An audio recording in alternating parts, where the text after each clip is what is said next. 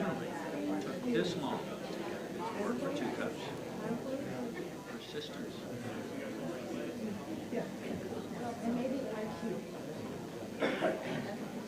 Brute force.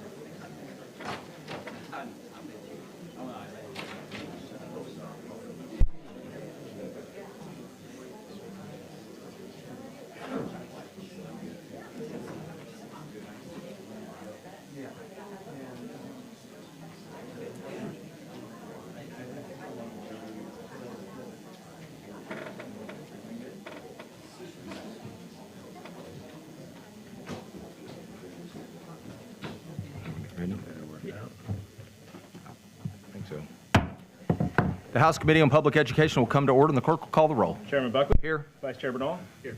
Allen. Right. Ashby. Here. Bryant. Here. Cunningham. Here. Dutton. Here. Frank. Here. Hinojosa.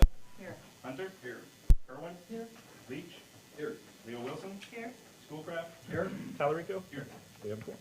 All right, a quorum is present. Today, the House Public Education Committee is holding a formal meeting to take official action on House Bill 2 and the House Committee substitute for Senate Bill 2, which is not new legislation but will be substituted with language from House Bill 3, the House's version of the same proposal. Both bills have already received full public hearings with over 30 hours of testimony and nearly 13,500 Texans providing public comments. On House Bill 3, which forms the basis for the committee substitute for Senate Bill 2, over 700 witnesses registered positions on the bill. While formal meetings are often held in various locations around the Capitol, I've chosen to hold today's meeting in a committee hearing room to ensure there is space for anyone who wishes to attend in person. Like all House committee proceedings, the meeting is open to the public and the media in accordance with House rules. Without objection and pursuant to House Rule 4, Section 13C, the committee grants permission to accredited media representatives to record and broadcast today's proceedings. And with that, we'll begin with today's agenda. Mr. Chairman. Mr. Chairman. Excuse me, Representative Talarico. Thank you for explaining that. Are we live streaming this with the broadcast system here in the room for people around the Capitol and across the state to be able to watch this discussion? No, we're following our House procedures and policies in accordance with a formal meeting, but So- the accredited media is present. So we're about to discuss last-minute changes that have been made to the 2 biggest bills of the session, including the private school voucher bill, which many of us are worried will defund our schools, and we are not live streaming that discussion for people across the state who can't be here and who will not be able to just see clips from the media. We're not going to be able to show them the entire discussion. Is that right? We are conducting this meeting in accordance with the House policies and House rules as we do for every formal meeting. Mr. Chairman, is there anything in House rules that says you can't turn on these cameras that are here in the back to allow people to watch this live stream?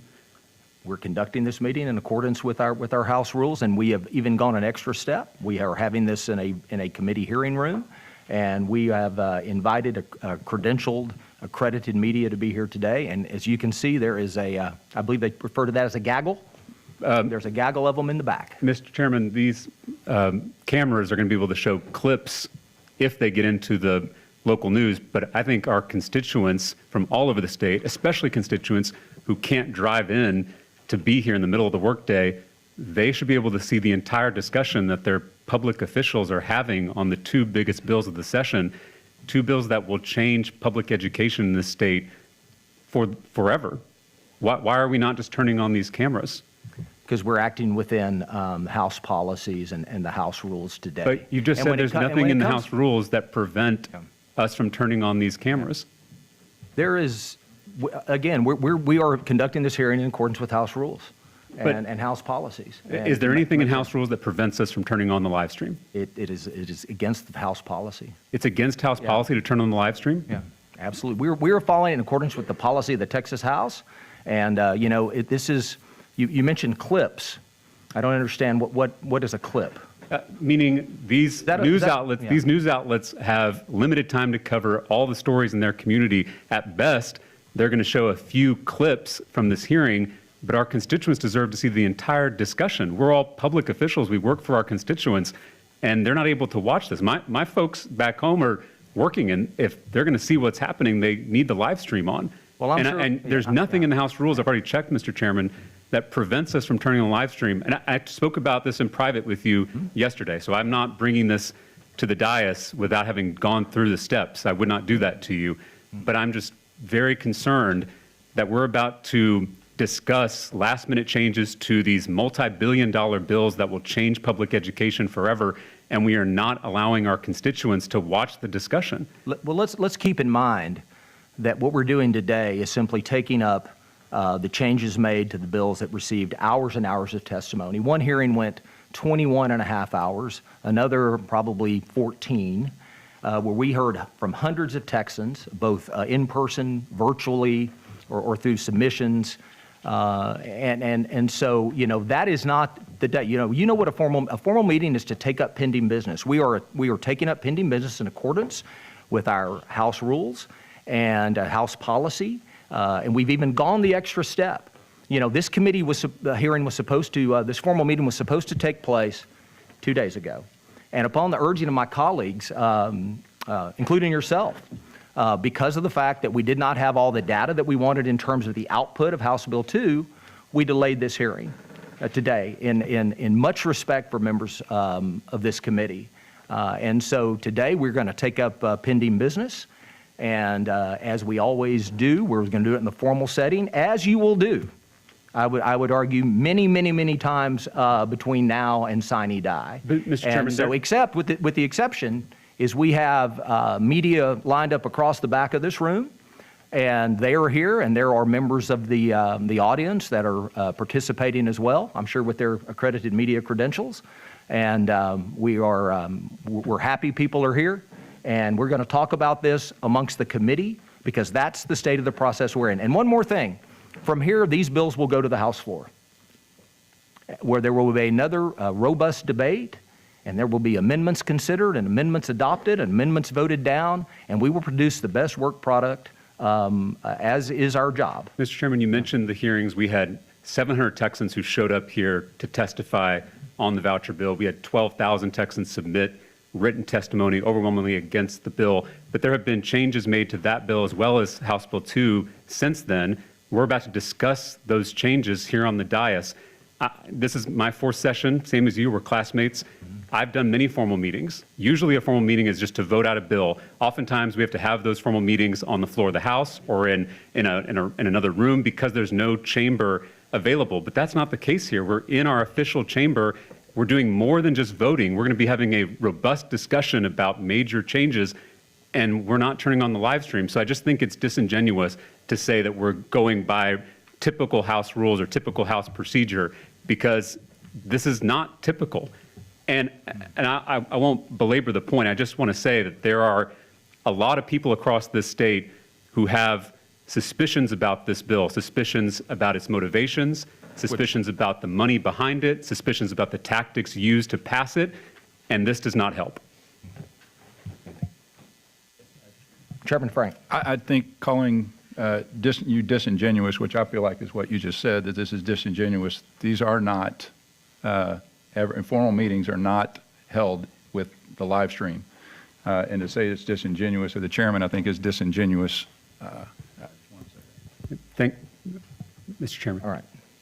Yes, Representative Tallarico. I just wanted to respond to Chairman Frank, and Okay. I appreciate that. What I'm trying to say is that this is not a typical formal meeting, and to characterize it that way to the public that are in the room, I feel like is not reflective of reality. And I appreciate that folks from the lobby are here and the media, but I'm talking about our constituents in Amarillo, in Beaumont, in McAllen, in El Paso, who cannot be in this room, but this bill will affect them. And one of these bills, I fear, will defund their local schools. They have a right to hear what we're about to discuss on this dais. All right, any more questions? All right. All right. The chair lays out as pending business, House Bill 2 by Buckley relating to the public education and public school finance, relating to public education and public school finance. The chair offers a committee substitute.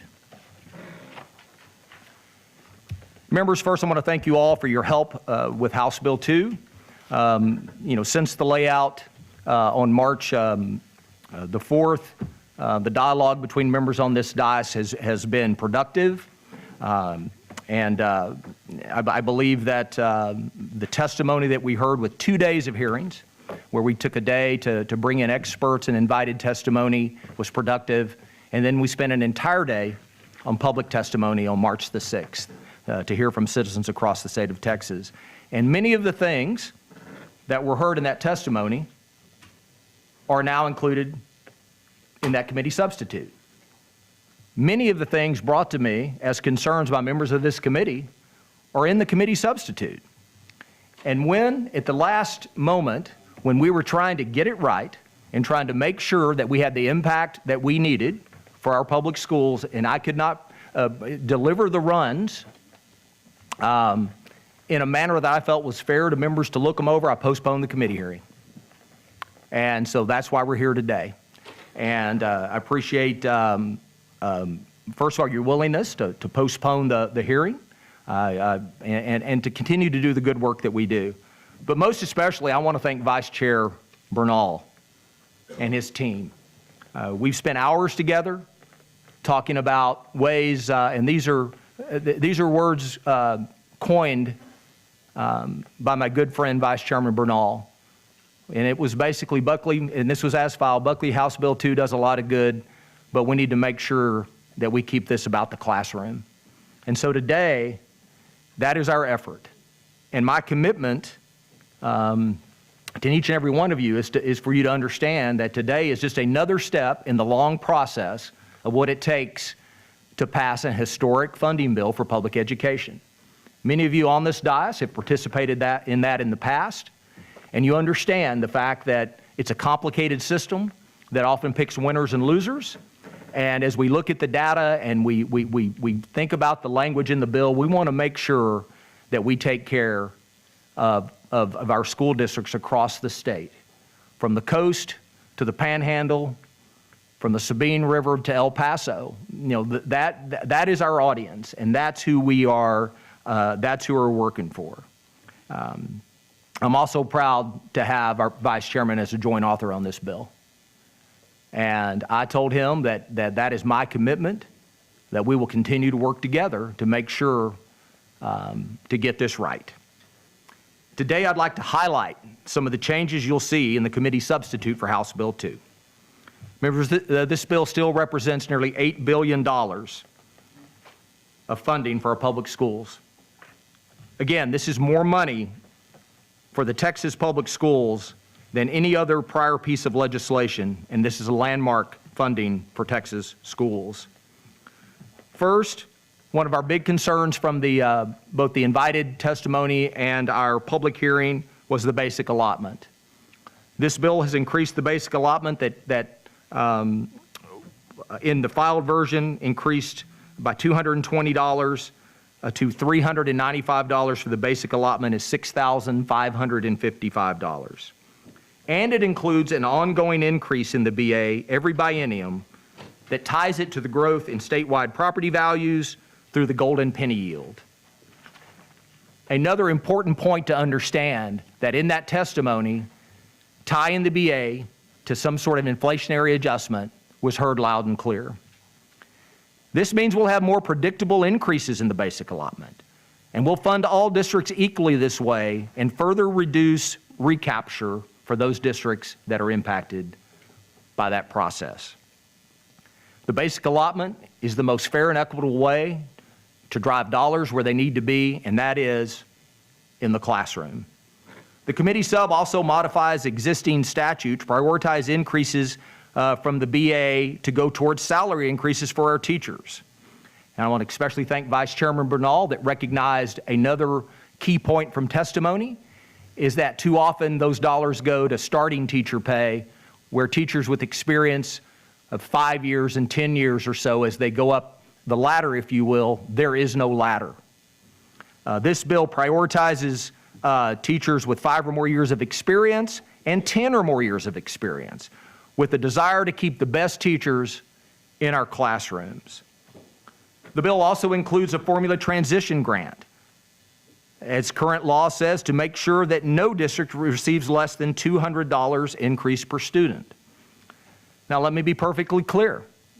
When we looked at our runs, the runs that we delayed the hearing for, we found that there was disparity between districts, as there always is in any school funding bill. And that's why today from this dais you have my commitment to continue to work on that problem. We can start at 9 o'clock tomorrow morning for whoever's willing, because we'll be starting to do that, to find out, to make sure that all of our districts receive the much needed funding that they need. Additionally, pre-K has been added to the early education allotment, increasing money to districts and incentivizing more full-day pre-K offerings to Texas families. In the committee substitute, we've also increased all 3 emergent bilingual weights to provide an additional $450 million to districts to strengthen bilingual education. If you'll think back to the hearings, one of the things that the state of Texas, from public testimony to invited witnesses, they said down to the last person, was that we are doing well delivering bilingual education services that is so important to our state. And this bill makes an additional $450 million investment in that. Members, I want you to note that we've removed the high school advising allotment, since that policy is also embedded in House Bill 120, carried by Representative Keith Bell, which recently passed unanimously from this committee. The committee substitute for House Bill 2 also has removed much of the educator preparation language and focused on strengthening our existing Grow Your Own program, establishing it as an allotment which equips our districts to recruit and train teachers from their communities to earn a degree and their teacher certification. Members, what this does is it allows our districts to challenge and encourage high school students to enter the teacher pipeline. It also encourages paraprofessionals with 60 hours of college credit to enter the teacher pipeline and become an educator. I appreciate the comments from the committee concerned about some of the elements of the educator prep language, and you will no longer find that in this committee substitute. The bill also provides a phased-in approach to ensuring teachers in our classrooms are certified, and provides a stipend in the amount of $1,000 for districts to help them receive their certifications. Members, one of the things that we know is that the bill originally created a target for 0 uncertified teachers in our classrooms in a very short period of time. Well, immediately after the hearing, local superintendents from my district, one assistant superintendent who happens to be my spouse, said, "That sounds great, but let me tell you how hard that is." So what this does, this puts our districts on a much needed glide slope to increase teacher certification, but it also recognizes that in August you have to have school, and that 0% certifications is something I know our districts will strive for, but we also must face the harsh realities that we must grow the teacher pipeline. We've only highlighted a few of the updates today in the committee substitute. And these things are on top of many of the great aspects that are in the filed legislation and remain there today, such as significant increase in special education funding and a change in the way that we fund special education, moving away from a seat count to intensity of service model that better reflects the cost of education to deliver those services to special education students in Texas public schools. The small and mid-size allotment remains in the bill. The expansion of the teacher incentive allotment to make sure the best teachers in our classrooms remain there, that they're on a pathway to earning six figures, and that they're rewarded for their hard work, but also for their incredible outcomes.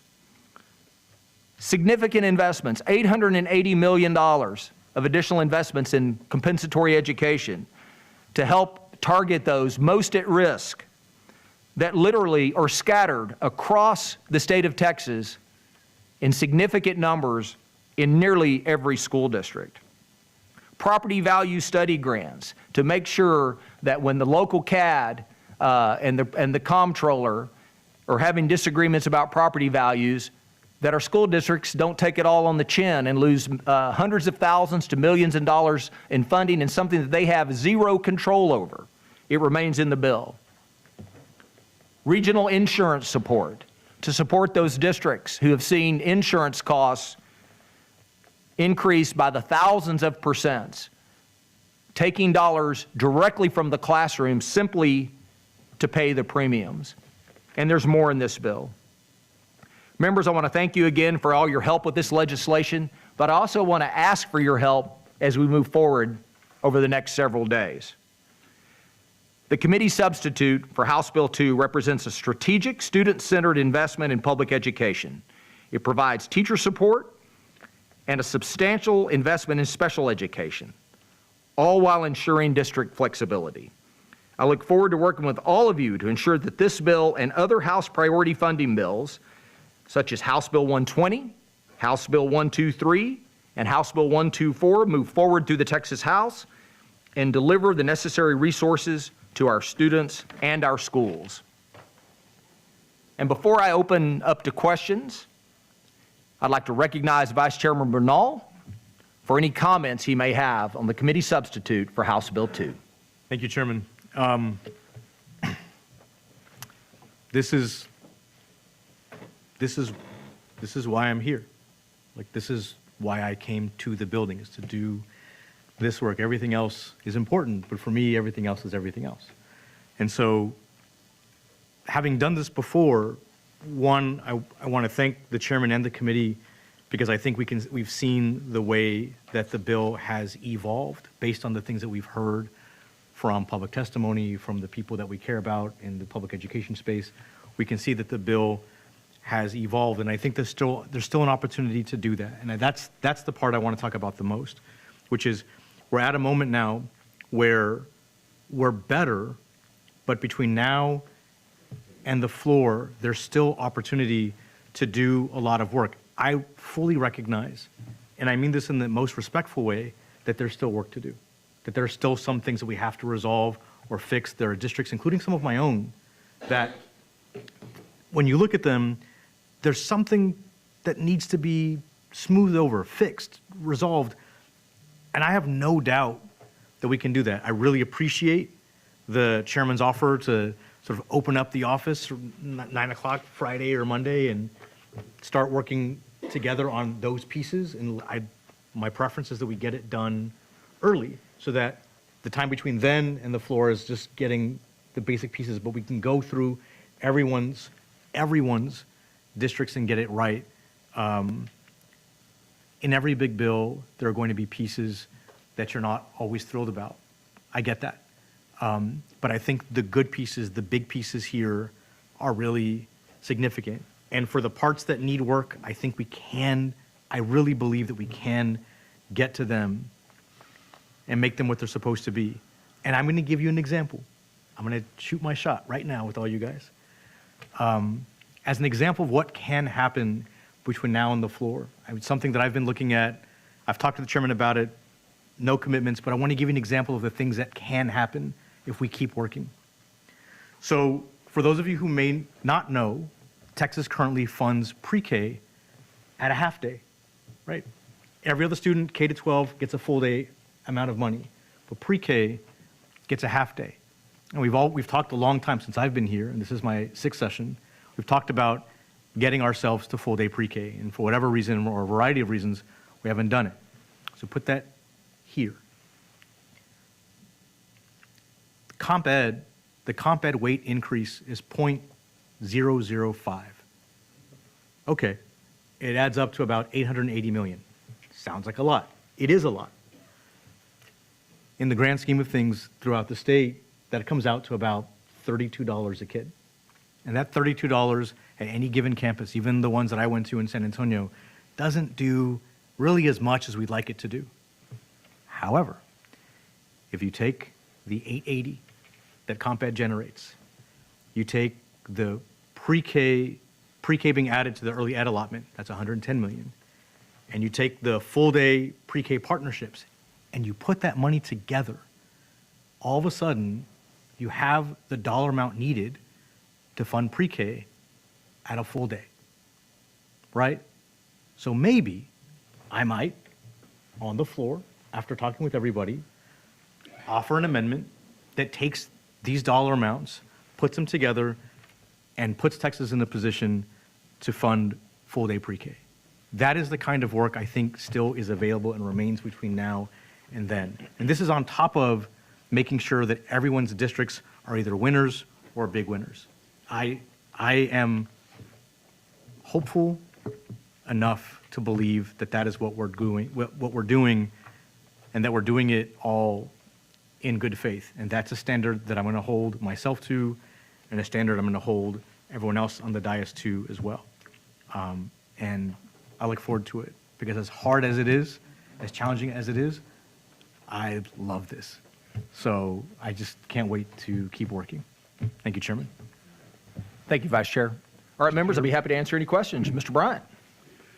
Mr. Chairman, notwithstanding all the glowing comments, this bill is a catastrophe for 10 of the largest school districts in the state, maybe more than that, who are receiving under the provisions of this bill well less than the average increase in funding experienced by the rest of the state. Now, I'm only speaking about the top 49 school districts in size, and 10 to 12 of those. I'm not commenting on the many other districts that are smaller than this that are also disadvantaged. And they're principally disadvantaged because the bill continues to contain language which takes away the promise in 2023 that the districts will be held harmless from the effects of the homestead exemption increase and the compression policy when we implemented extensive tax relief in that session of the legislature. It is an easy fix simply to eliminate the language that eliminates the hold harmless. And it's a matter of great distress with these districts and with the many others that are not on the list of the largest 49 that has not been done already. Notwithstanding every positive thing that may have been said about this bill, in my own district in Dallas, we will not be able to operate in the second year of the biennium if these numbers are not changed. The district is already, because of what took place in 2023 in this legislature, $180 million in deficit operations, utilizing its reserve funds to operate. It's just one of many that are in that situation. Inasmuch as a vote for this bill is a vote for the policy in this bill, I cannot, under the current circumstances, vote for it.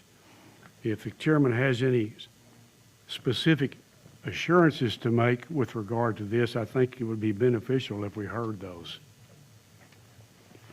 Thank you, Mr. Bryant. Well, first of all, I want to thank Dr. Elizalde and Mr. Segura, both superintendents of Dallas and Austin ISD, for a great conversation about this very issue yesterday.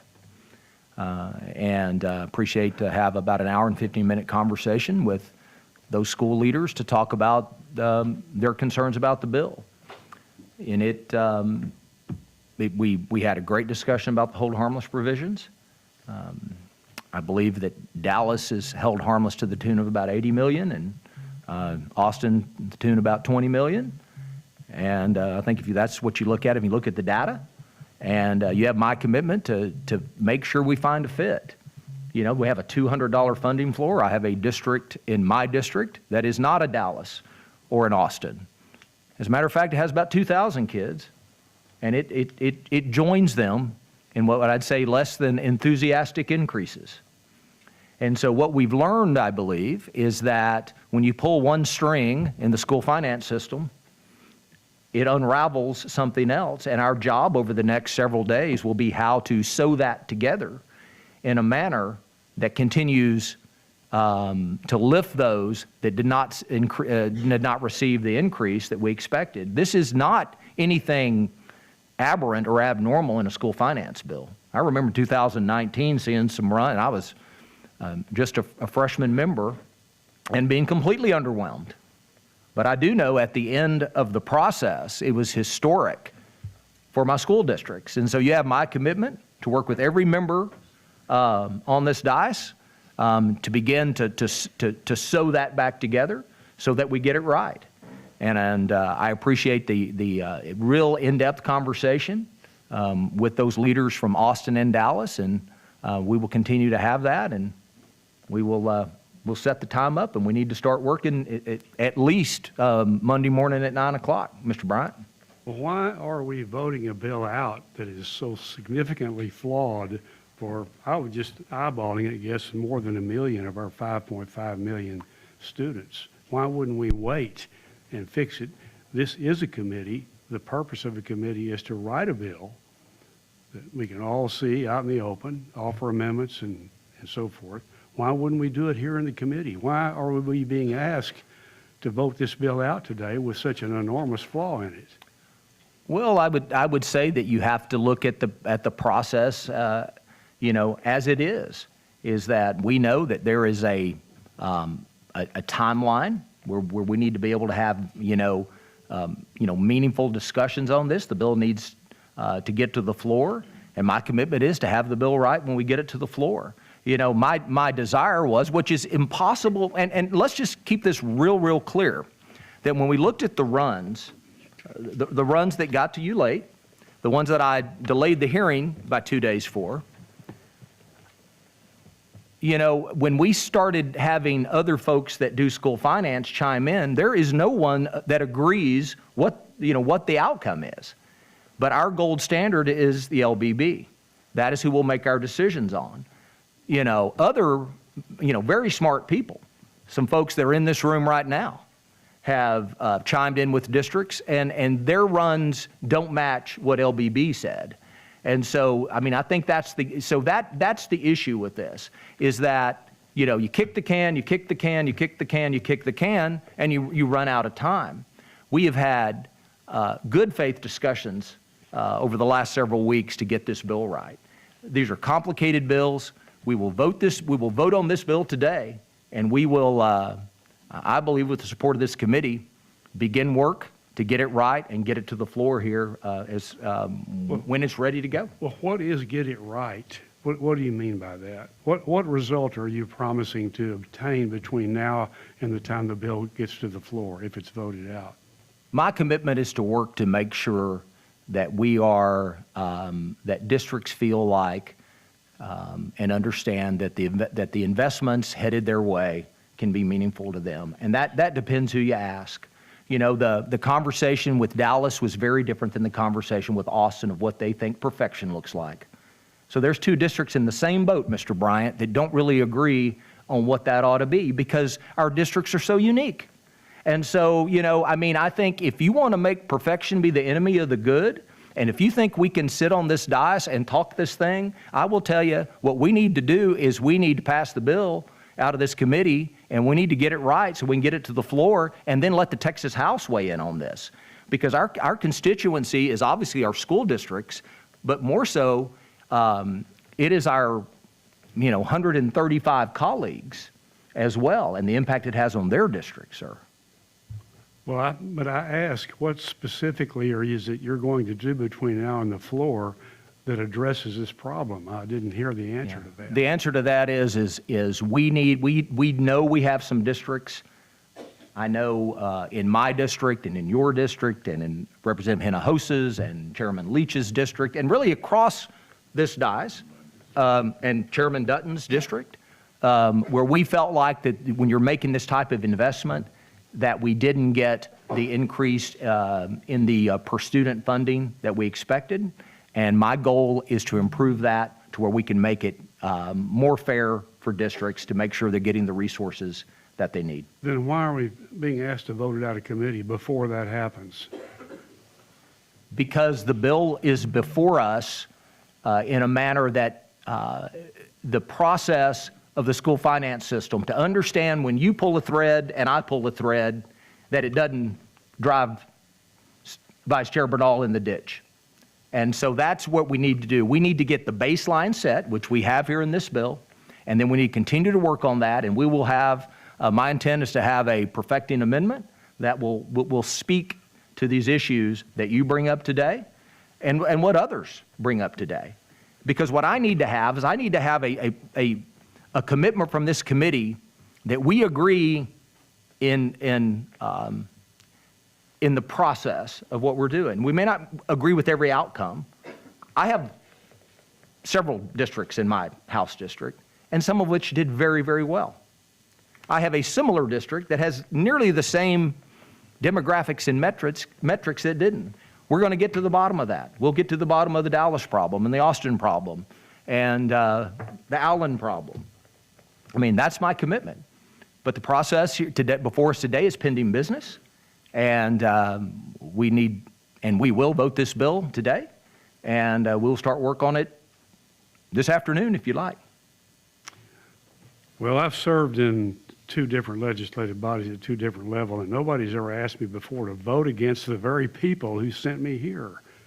And that's what you're asking me to do, to vote aye on this bill without even a specific commitment to fix the very thing I'm talking about.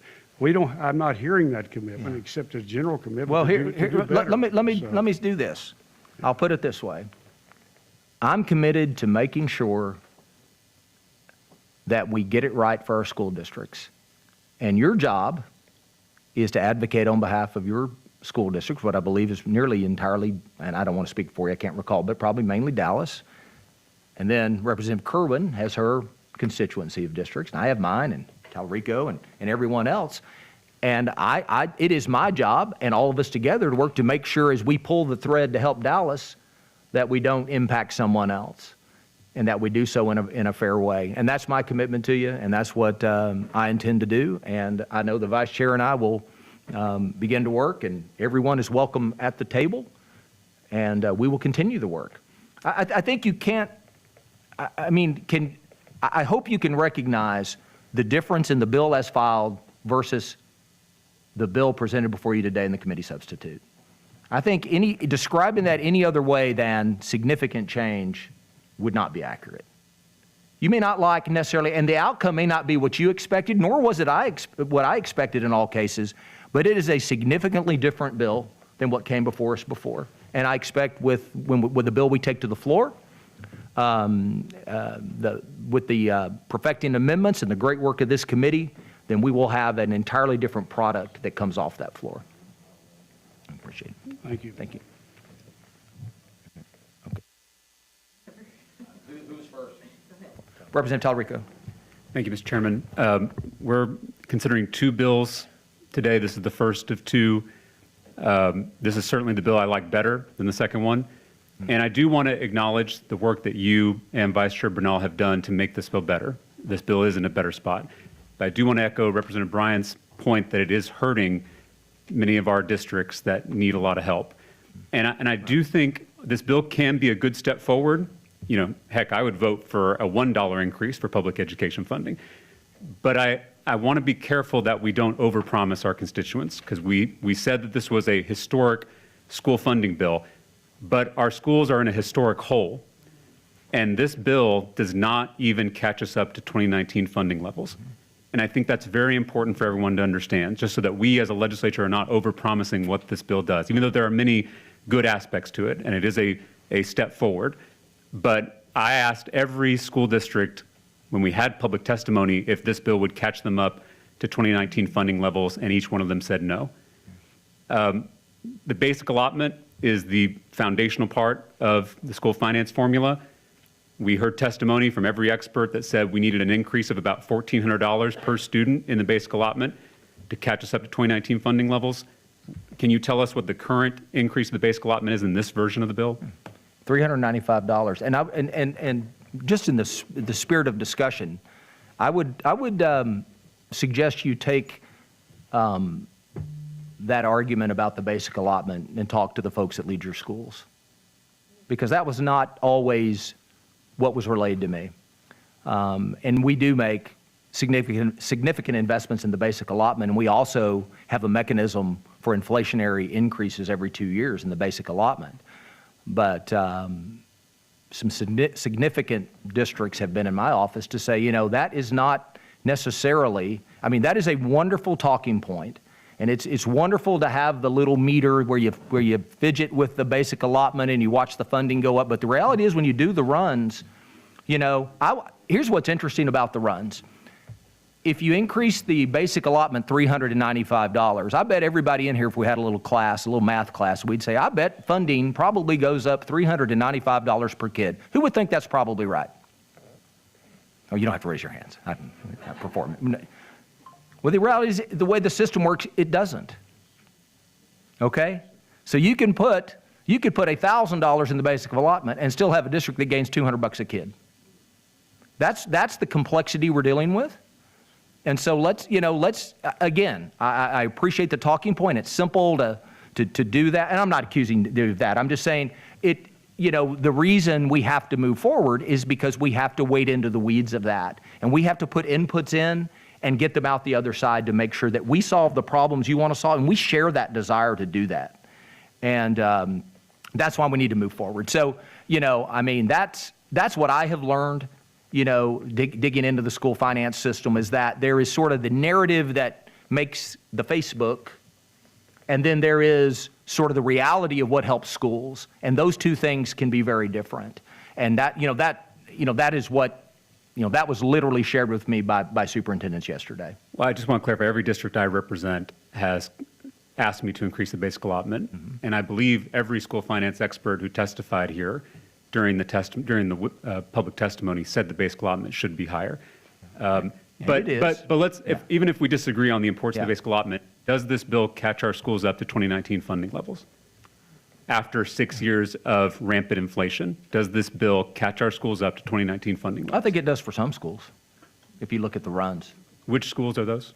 It's probably your smaller schools, some of your mid-sized schools. Would you say most schools in Texas are going to be caught up to 2019 funding levels? I don't have that type of depth of knowledge of individual districts, because each one is very different. When you have schools that come in and that we visited with, and I've talked with districts from 300 kids to 180,000 kids, and they'll tell you vastly different financial stories. I had one district tell me, we don't need, listen to this, we don't need money for a teacher pay raise. We have that. We've had other districts talk about, hey, we really would rather see the funding go this way. There's all kinds of different opinions on that. And so, I mean, I think that speaks to the complexity of the issue before us. The primary, I think we just heard in the discussion between you and Representative Bryant, that the reason that a lot of our large urban districts are not getting significant gains in this bill is because of the hold harmless provision. What would be the cost of fixing that problem, roughly? Do we have an idea? I think it varies. I mean, it depends of which hold harmless provisions you look at. It looks, I've heard as little as $600 million to over $1 billion. It just depends on how you do it. And every district is different. And my fear is on on any provision that we make, is that we have to, or any change to any provision, and we have to make sure we see the outputs on the other side of how they impact it, or you simply end up sort of solving maybe my problem and your problem and Representative Bryant's problem, and then I create a problem for Chairman Dutton. You know, that's what I think But is- that's the way I look at it. I look at it in terms of what gets our districts to where we're members, and that's really who, in consultation with their districts, get us to a place we feel like we can agree that this is the place to move forward on. And so far in the discussions I've been a part of, the consensus, as much as you can ever have consensus in school finance, Yeah. the consensus seems to be that to solve this problem for our big urban districts with lots of poor kids in them is to address hold harmless. The problem, I think it's fair to say, is that's an expensive fix. That's the reason we're having to figure this out. Because if it was a simple, cheap fix, we would just do it. But it could cost up to $1 billion to solve this problem. What is the fiscal note for the bill we're about to hear next? I'm sorry. What's the fiscal note in the first biennium for the bill we're going to hear after this one? $1 billion. $1 billion? Yeah. Okay. Thank you, Mr. Chairman. Representative Hinojosa. Well, first, I want to say I appreciate you lowering the number of TEA FTEs in the bill. I'm assuming I forgot to put that in my write-up. there's no I was fiscal gonna- note yet, but it looks like it's reduced. When should we expect a fiscal note on this bill? I suspect we'll probably within the next, 5-6 days. Okay. Yeah. And I want to also echo the concerns expressed by Representative Bryant, Representative Talrico. Also, I think this should be televised or broadcast. I see a lot of my people here, and these are the hardcore supporters of public schools, and I'm so glad they're here. But there's a lot of people who can't make it, and I do think this is significant enough that it should have been televised. Speaking of the language that Representative Bryant brought up, and so that's on page 30. And it is my understanding that the 900 million problem is this line that says that we would take districts back to as they exist on September 1, 2022. And so that makes districts have to eat the hold harmless that we gave them for property taxes. It is my understanding that it is not only a pretty large, substantial impact to this school finance bill and to our overall districts, but that it also just doesn't sit right. I mean, we're considering property taxes this session too. Last time we did this, we made a promise to our districts. I mean, let me say that nobody wants property tax reduction more than people in my district, given especially the amount that we pay in recapture and that our property values are through the roof. I want property tax reduction just like anybody else, but I don't want to do it on the backs of our students. And I know my district doesn't support that. And I know this is complicated stuff, and this probably was not what was intended, but I'm asking, don't make a liar out of me, because when I voted for property tax reduction, it was with the commitment that it wasn't on the backs of our students and that our students would not suffer a decrease in their school funding. And so I'm just asking, not only because of the substantive impact, but what it means when we go back on our word. Well, as discussions we've had offline and we'll have it, I guess, technically now in public. I believe the hold harmless provision is one of the things we have to look at. And here's what I think, what we need to keep in context.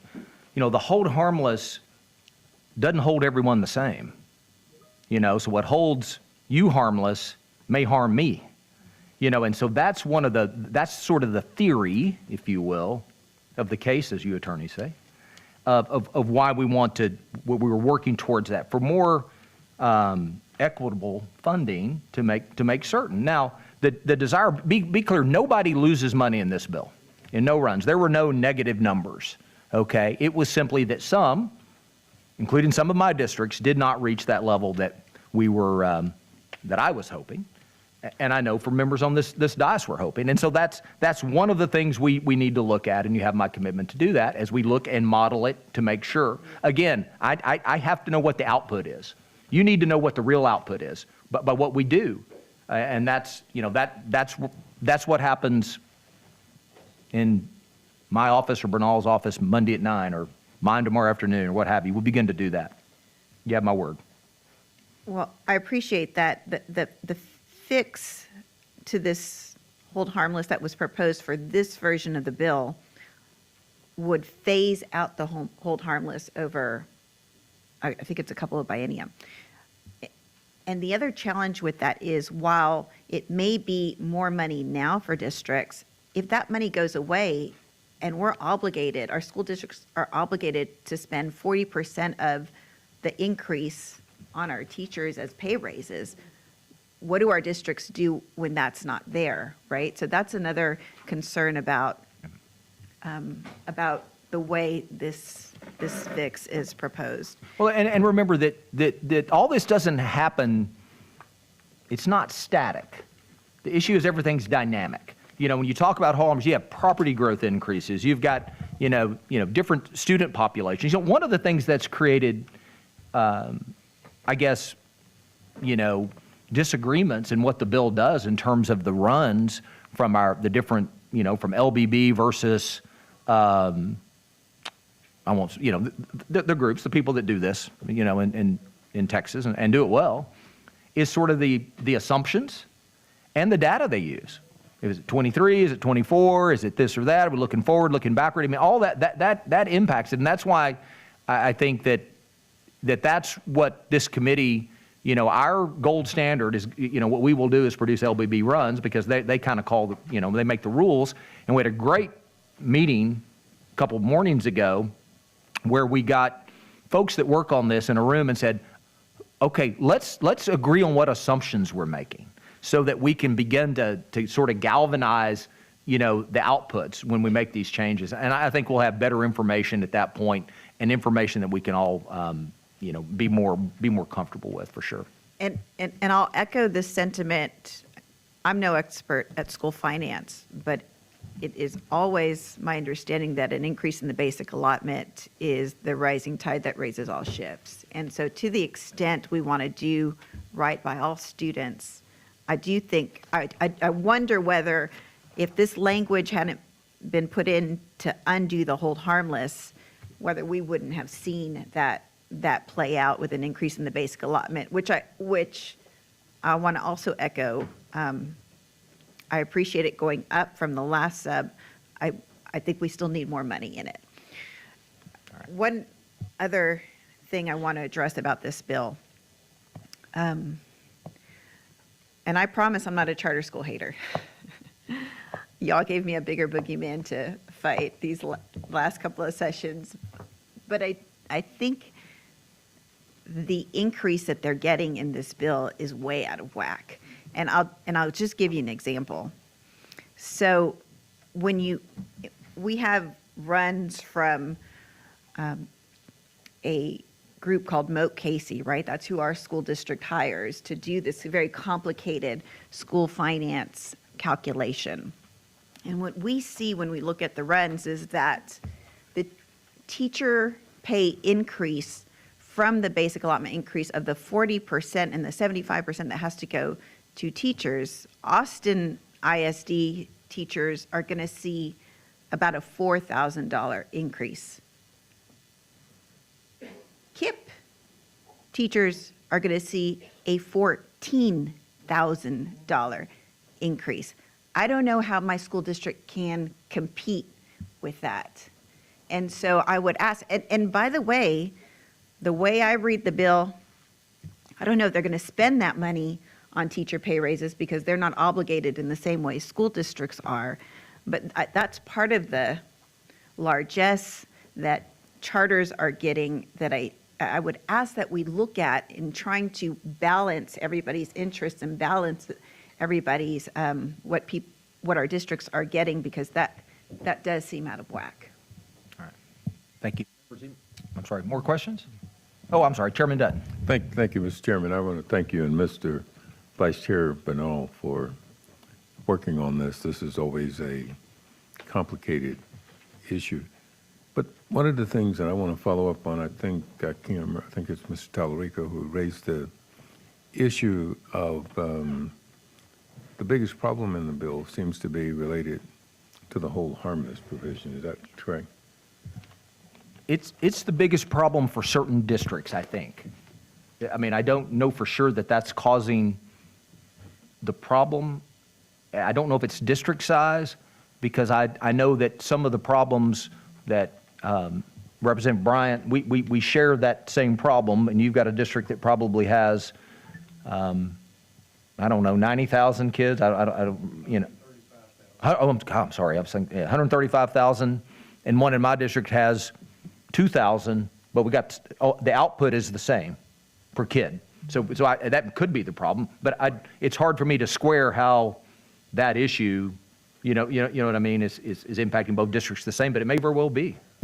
Well, one of the things I was wondering if, I don't want to try this, but could you just succinctly explain the whole harmless and why that is in the bill? Yeah. Why? Why we have the whole harmless provision? Yeah. So anytime when you do compression, maintenance and operation compression, and you have increase in homestead exemptions, then that changes because of a legislative trigger. That changes sort of the mix of funding in a school district. In other words, it is going to decrease the amount that they can raise locally, right? Because the tax rate goes down, the values go down. If you do the math, that creates fewer dollars. And so hold harmlesses are in here, and they've literally been layered in to try to fill the hole if someone, if by doing that compression or those exemptions, that someone takes a haircut in funding. And so that is designed to kind of hold them up, to hold them harmless. The desire is that over time, as you grow, okay, as a district, and the economic and the metrics change about a district, that you begin to grow out of that, and the funding system the school finance system sort of catches up with them. And this was an effort to do that, to step those down, because every time we are literally layering hold harmless after hold harmless after hold harmless, through these efforts to provide tax relief. And so that's what the bill seeks to do. And also, the hold harmless is really inequitable, because it really does pick winners and losers. And so, like I said, when if we look at what the hold harmless is doing, we may find it impacting Houston or Salado significantly. And we may find that it is all along that before, with the hold harmless as is now, might be a detriment to Galveston.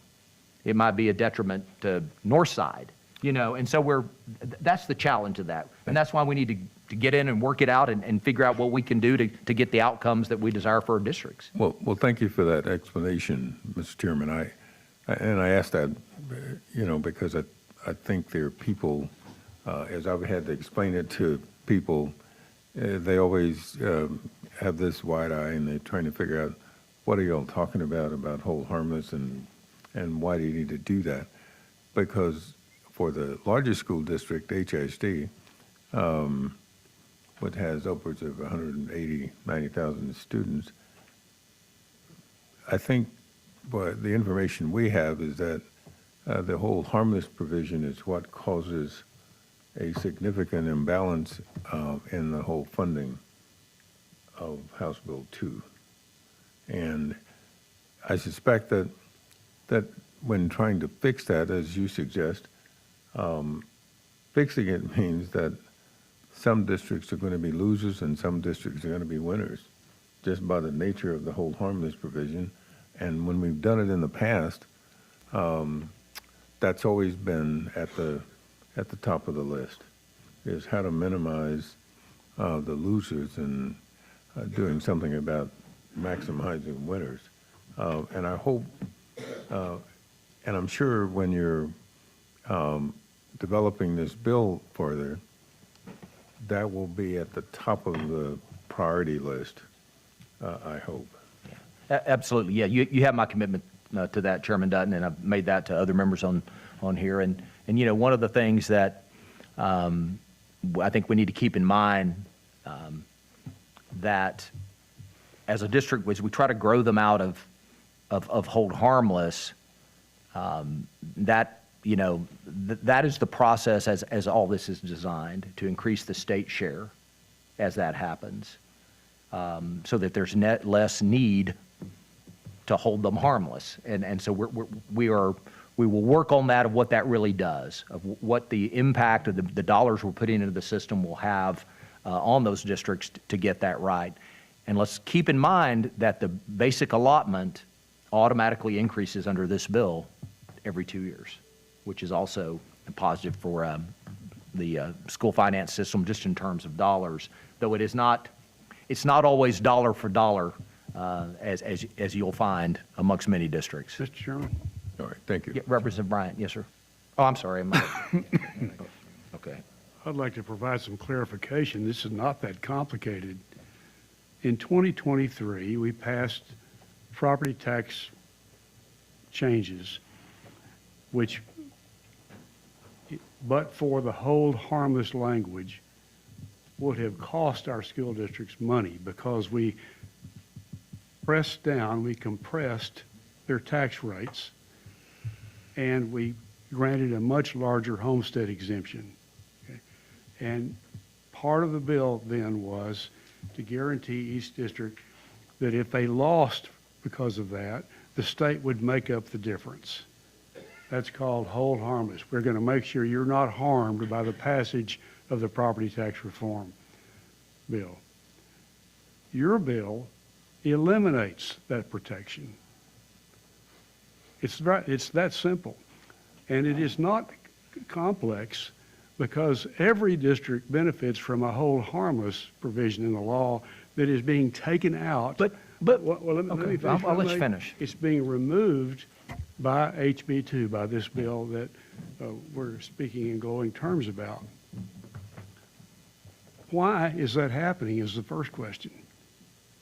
And I would put that to you. Why are you taking it out? Because the hold harmless provision to you that is to the tune of $85 million for Dallas, you know, that is often resources that are not available to other school districts. So what holds you harmless harms me. I'm not physically, but you know what I'm saying? That's the point. That's absolutely the point. You have the same hold harmless protection as Dallas has, as any other district has. We all have the same hold harmless protection. If you're harmed, the state's going to make up the difference so you're not harmed. That's what's in the current law. Your bill today removes that from the current law. It steps it down over time as districts grow, as they grow out of the harm. That is the intention of that. Because if not, if you continue to provide this baseline and they grow, then the equity between districts begins to expand because of that hold harmless provision. Well, I would just point out that I will stand on what I've said, and I think it's irrefutably the case. But I would also point out that I know why it was done. It was done so you could provide these lavish increases to charter schools that Representative Hinojosa referenced earlier, and so you could provide that extremely generous increase in the incentive of funding for incentive teacher pay later on. Now, You mean the teacher incentive allotment that is built around the system your district of Dallas ISD uses? They are the poster child for merit pay for teachers. That's They are correct. the biggest fan of teacher incentive allotment. As of yesterday, sat in my office to tell me just how important merit pay and teacher incentive allotment is to Dallas ISD. well, I think I talked to Dallas ISD more than the chairman. I can tell you what they said is that we don't need, and nobody needs, that much money for the teacher incentive allotment. That's what's excessive here, and the money going to charter schools. And that's why you pulled out the hold harmless language that all districts benefit from, to get the money to do that. Now, I don't know. That is absolutely not true.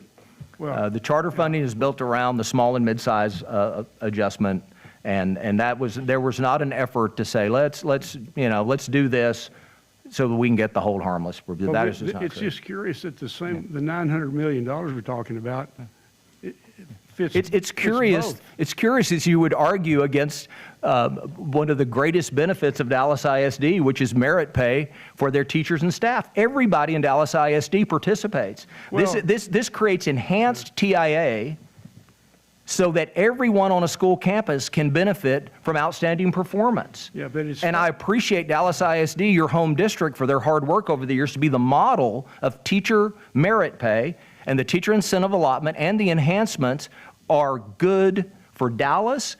They're good for Salado. They're good for Killeen. And best of all, they're good for kids. Mr. Absolutely Chairman, good for kids. Nobody here is talking about whether TIA is good or bad. The point is that whoever wrote the bill, if it was the chairman or if it was the commissioner of education or whoever else played a role in it, wanted a whole lot more money in the teacher incentive allotment than the school district that does the most of it, Dallas, needs. And the same was the case with the charter schools. And the amount of money put into those is just about the same as the amount of money you've taken away from districts by eliminating the language that made sure that they were not harmed by tax reform. And that's what you've taken out in the bill. And it should not be obfuscated, and we shouldn't be mixing all these terms up. The point is language that was promised to them in 2023 that they would not be harmed by tax reform is being removed by House Bill 2.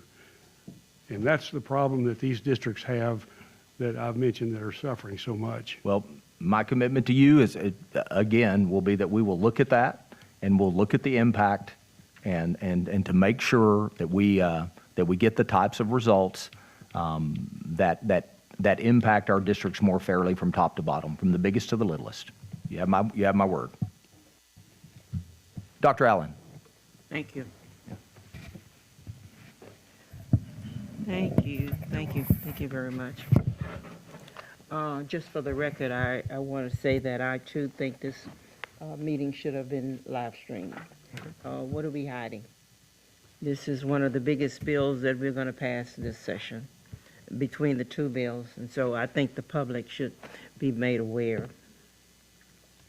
With all of the good things that we've talked about today that are in the bill, and some of them are significant, but I cannot in good conscience vote for the bill because there's so many things lacking. First of all, the $8 million, the $1 billion that's going into the bill is not enough. It's simply a Band-Aid, and I know some superintendents may be grateful for anything they get, but it does not significantly increase the amount of money that they need. And it will not put us back to the 2019 budget. So with that in mind, I think the basic allotment, which is now $395, is certainly not enough. That's not enough. Also, I'm concerned about the teachers of 5 years to 10 years getting a raise, but the other teachers are not. And so we are not really, we have said to teachers, you're going to get a raise. And so all of them are expecting a raise, but we're only giving it to a few.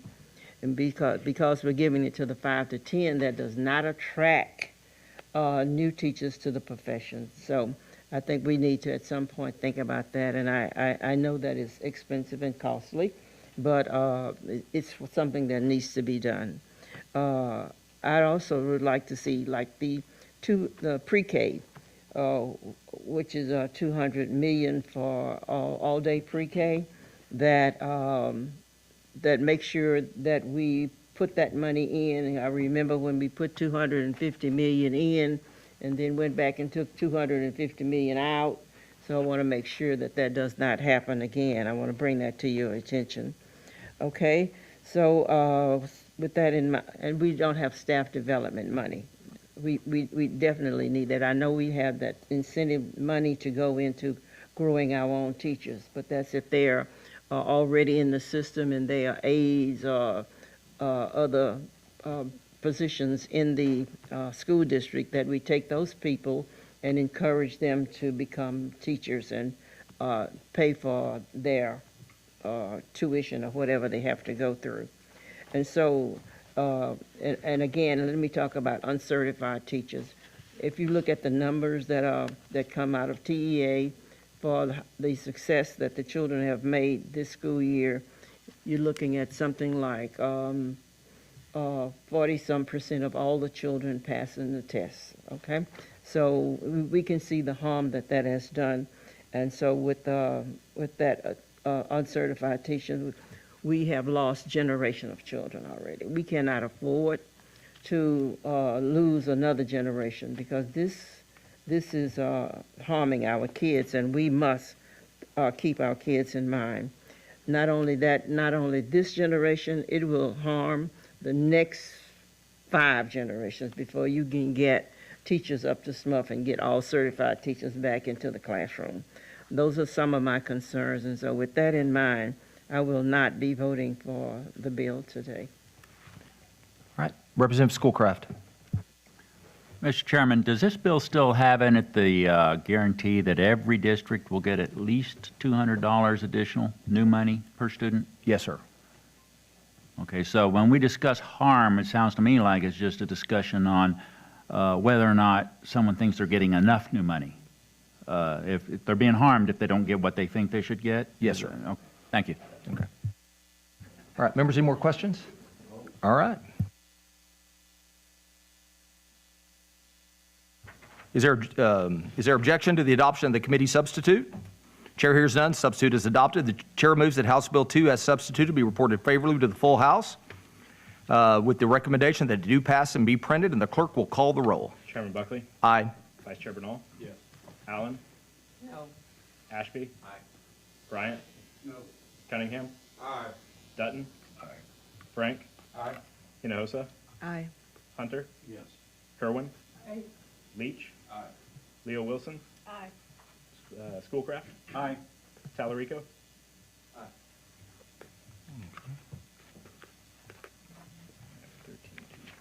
All right. There being 13 ayes and 2 nays, the motion prevails.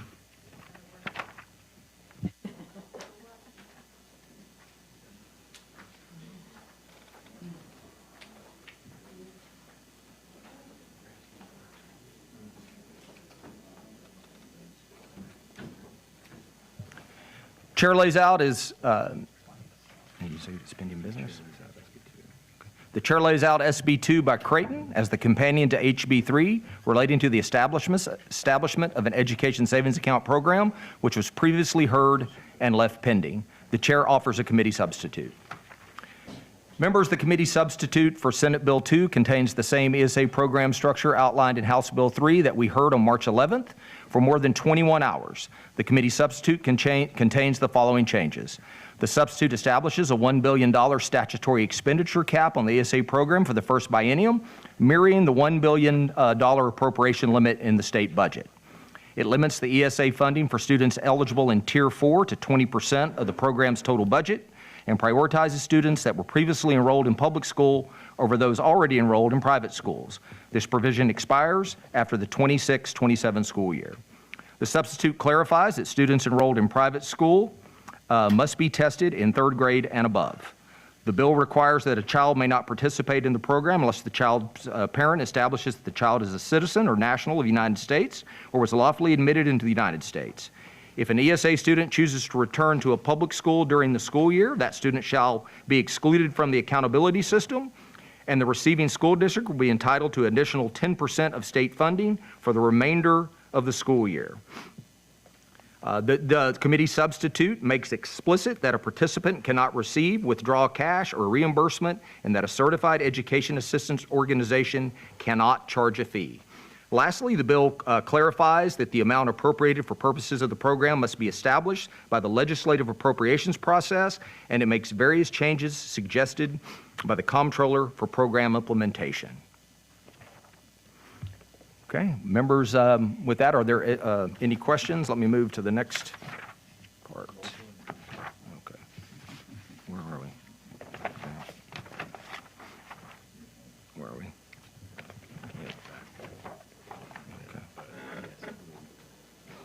All right. Any questions? All right. Representative Talarico. Thank you, Mr. Chairman. I think it's actually very helpful to have these two bills side by side because we just talked about the dire straits that our schools are in. We've got campuses closing all over the state, including in my district, in Dallas, in San Antonio, in El Paso. Communities all over the state are closing campuses. We have teachers who are making less than they did 10 years ago when you adjust for inflation. We have teachers in my district who are driving Ubers at night to make extra money. And local property taxes are through the roof because the state government has not done its fair share of school funding. We are taking a step to fix that, a step. We're not catching us up to 2019 funding levels, but it is progress. But now we're considering a bill that's going to send $1 billion in the first year and perhaps $7 billion in the second biennium to kids who are in private school or kids who are homeschooled, kids who are not even in our public schools currently. And I do not know how we justify this decision. Until our schools are fully funded, until we're out of the school funding emergency, I don't think we should even be entertaining this bill. But since we are, I do have questions. So in terms of changes, in our last hearing on the bill, we established that while the cost of this program starts at $1 billion in the first biennium, LBB forecasts that it will balloon to $7 billion in the second biennium. Is that correct? That's the LBB fiscal note. And LBB is what you earlier called the gold standard? Yeah. Okay. It is the metric we use in this body. Right. So the gold standard, the Legislative Budget Board, the gold standard, says that this bill will grow to $7 billion in the second biennium. Is there anything in this bill that limits that growth? The bill limits the appropriation during the first biennium to $1 billion, and then the second biennium is literally up to the legislature. Are you in this new version of the bill mandating that the Comptroller's Office, who we've charged with administering this program, is mandated to request from the legislature in the second biennium that we cover every child on the wait list and all of their siblings? That is their request. It does not have to be granted. But we are mandating that they request that. Yes, that gives them the guidance of what they are to come to the legislative, to the appropriative process with that ask, if you will. In 2011, in the 2011 legislative session, right before I started teaching at San Antonio ISD, Texas was recovering from the Great Recession and cut $5.4 billion from our public schools. I saw firsthand the impacts of those cuts. I saw kids fall through the cracks in front of my eyes because of the decision that people made in this building. Is there anything in this bill that if we face a recession, that this money that we're sending to wealthy families that are sending their kids to private school will be cut first before we ever touch our public schools? The appropriation process is in the hands of the legislature, just as it is every session, Representative Talarico. This is coming from general revenue, Yes. and we can use general revenue funds to give to our public schools? We can use general revenue for whatever purpose the legislature feels is needed. Including public schools? Absolutely. So it's the same pot of money? No, there's not a dollar of property tax money that goes into the ESA program. It is all money that's in the general revenue. All money. It's all money that's in the general revenue. Yes. So it's all money in the same pot. Yeah, but the school fund, permanent school fund, and all, and I'm not asking the about available permanent school school fund, but the available school fund is not part of general revenue. Yep. But we can use general revenue funds for public schools. We can use general revenue funds for anything, and if you look in the current state budget, we're using it for about 10,000 things. Could we spend the $1 billion appropriated for this, for subsidizing private school tuition for kids in private school, or the $7 billion that it's forecasted to grow to in the second biennium? Could we use that money to help our public schools? If the legislature appropriates it and the governor signs it, that is what this body is for. Okay. In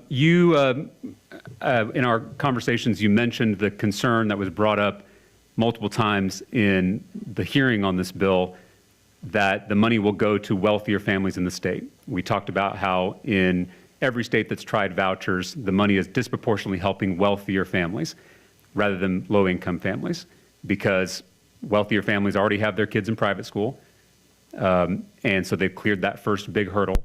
And there is no limit on who's eligible. We don't limit this to low-income families. We don't limit this to middle-class families. It is literally open to anyone. And to get the funds, you have to be admitted to the private school. So because of those structural barriers, these programs, when implemented in other states, tend to help wealthier families. You heard that, and I appreciated that, and you put a 20% limit on the rich parents who could get these funds. Is that correct? Yes, that is in the committee substitute, which is before the committee today. And that 20% limit expires after the first year. That is correct. So after the first year, there will be no limit on how many wealthy parents can access these funds. Well, it would be limited by the amount of money the legislature chooses to appropriate for the program. Okay. That would limit everyone, by the way. So millionaire households, even billionaire households could apply for these funds and would be eligible for these funds. Anyone can apply in the first class, if you will, of students that could receive it. If you earn greater, if you're a regular education student and you earn, your family earns more than $160,000 a year, the total appropriation in there is limited, or the total participants are limited to 20% of the appropriation. In the first year? Yes, sir. In the first biennium. Biennium. Yes, Yeah. sir.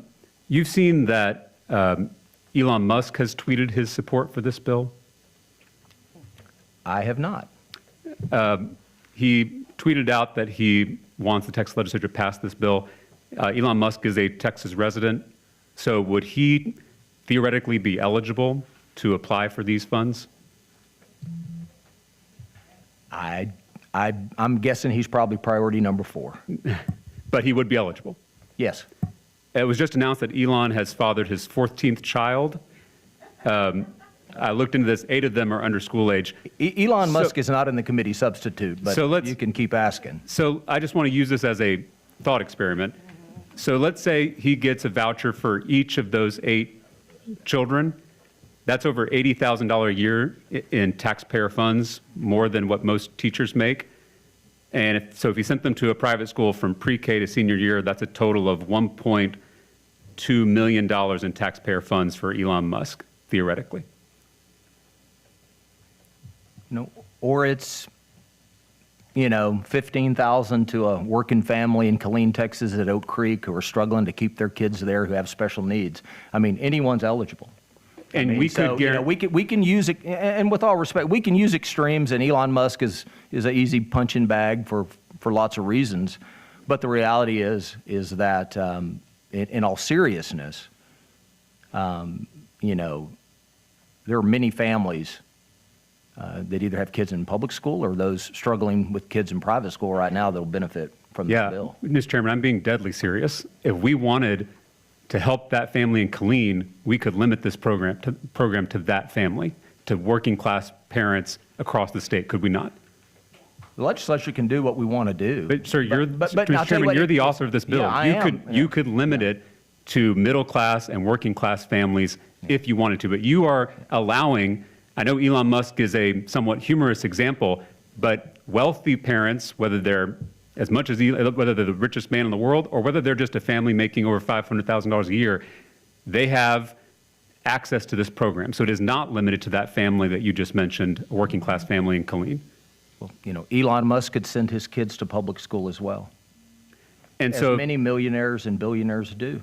Right. And we all pay for our public schools so they can be free to everyone, and they are accountable to the taxpayer. And the families, Mr. Tallarico, the families at Tallarico, a corporal in the Army and a mother who works fast food are paying their property taxes like everybody else, paying for public schools, but found that a private setting was a better setting for their children.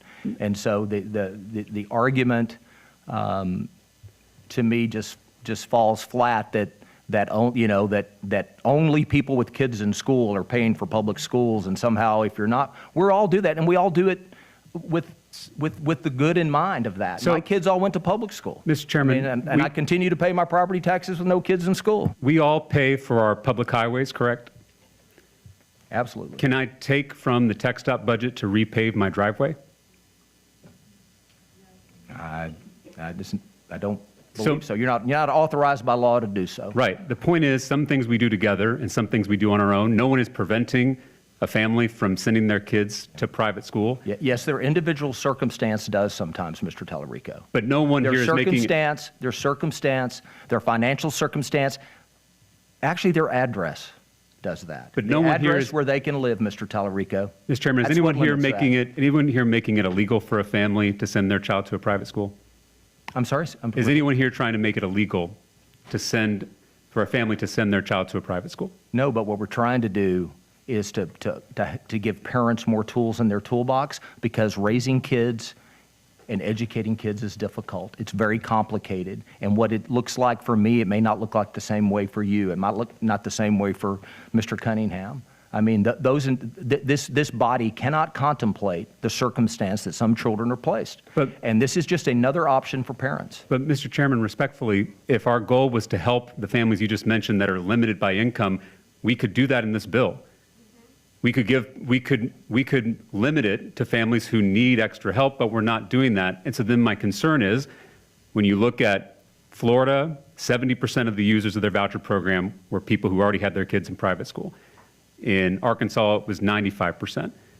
And so my concern is that if this plays out like I think it will, you're actually going to be taking the tax dollars of plumbers and nurses and working people, and you're going to be subsidizing the tuition of wealthy families who already have their kids at St. John's, St. Mark's, St. Stephen's. So that is a transfer of wealth from the bottom to the top. I know the rhetoric around this bill is around helping working class people or helping poor kids, but your bill does not match the rhetoric. Your bill is opening the door to some of the wealthiest people in the state taking taxpayer funds to do something they're paying for anyway. And so I just, in good conscience, of course, can't support that kind of policy. And I think it would be a wise decision by this committee and by the Texas House to limit this to the students that you say you want to help. And if that is true, then you can do that in your bill. And you've made a decision not to. And in fact, you've made a decision to remove that limit in the first biennium. But Mr. Tellerico, I don't presume to be the one that ought to be judge and jury on other people's children. Do you think that's what I'm saying, Mr. Chairman? I do not. No, I do not know. Okay, then let's not. No, I'm just saying I don't know the circumstance of every family, and I don't know their tax returns, and I don't know the particular challenges a child is having. Sure. But what I do know is that when you put choice in the hands of parents, they will make the right call. And I think that the circumstance in which they will make that will look different from family to family. And I know that's what this bill does. And currently in Texas, a parent can choose between their neighborhood school, a public charter school, magnet school, early college high school, career and technical school, academies. There is school choice in Texas. And all of those options that I mentioned are accountable to the taxpayer. That's why they get taxpayer funds. Taxation with representation. We fought a revolution over this. And so my point is that to then open this up to private schools that are unaccountable to the taxpayer, they don't have to follow any of the same rules. They don't have to accept the same students. They don't have to take the same test. To open it up to unaccountable private schools that aren't accountable to the taxpayer doesn't protect all of us who pay for public schools. We want parents to have options. You know that I have been a big proponent of more options for parents. We have a program currently that allows, if your child is in a school that's struggling academically, to transfer to a different public school. We have that in law. And I'm for even more options. If this committee wants to get together and figure out more options for parents, I'm all here. What I want to caution us against is taking away tax dollars from those real choice options and giving it to an unaccountable system that is going to primarily serve the wealthy few. That is the problem here. And so I resent the effort to use parents or use choice to pass a bill that will help the wealthiest families in the state at the expense of working class kids all over Texas. Well, I resent the fact that your address should dictate the quality of education that I you do too, receive. Mr. Chairman. That's Well, why well, then I'm, you're saying, then that's not real choice, Mr. Tellerico. so how does, Really good choice for, I know, okay, I apologize. No, go ahead, Fine. Mr. Chairman. No,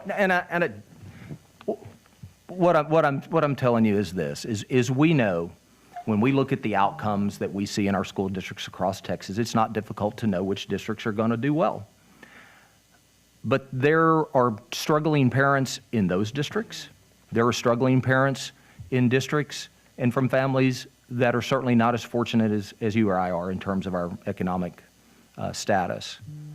And all this does is doesn't make anybody do anything. It simply provides a choice. Nobody, if it were to be, there could be 0 applicants for this. But if a parent believes that this is the best opportunity for their child to receive what they need, and with 3 very unique children and having faced those moments before, I wholeheartedly understand that type of decision a parent needs to make or that they have to make, and this is simply an option for them to do so. and you know that I taught in one of the poorest zip codes in the state, in a struggling public school that didn't have enough desks for all the kids in my classroom. And instead of giving $1 billion, $7 billion in the second biennium to that school to help kids who need help urgently, we're going to be allowing the wealthy families in the state to use this precious taxpayer money. So of course, I think there are too many inequalities, too many disparities in our system. That's why I'm here in the legislature. That's why I'm on this committee to solve that. I work with the other members of this committee to address that. My problem is that this bill is going to make those problems worse, not better. It's taking money that could be going to those struggling public schools that desperately need the funds, and it's going to be shipping that money off to families who don't need it, who are already paying for their private school tuition. And I just think that is a deeply, deeply immoral decision. And I urge this body and this committee to make a different choice and to use this precious taxpayer dollars to help our neighborhood public schools that need it. Because every budget decision is a choice. I know some of us want to say, oh, we can do both.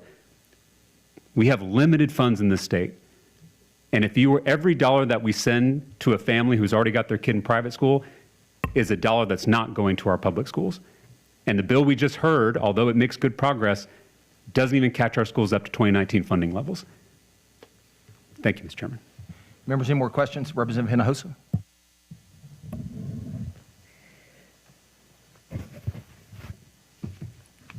I don't know why we wasted so much time on this issue when 5.5 million school kids in this state have a right to public schools, attend public schools, and it is the only option for all Texas students.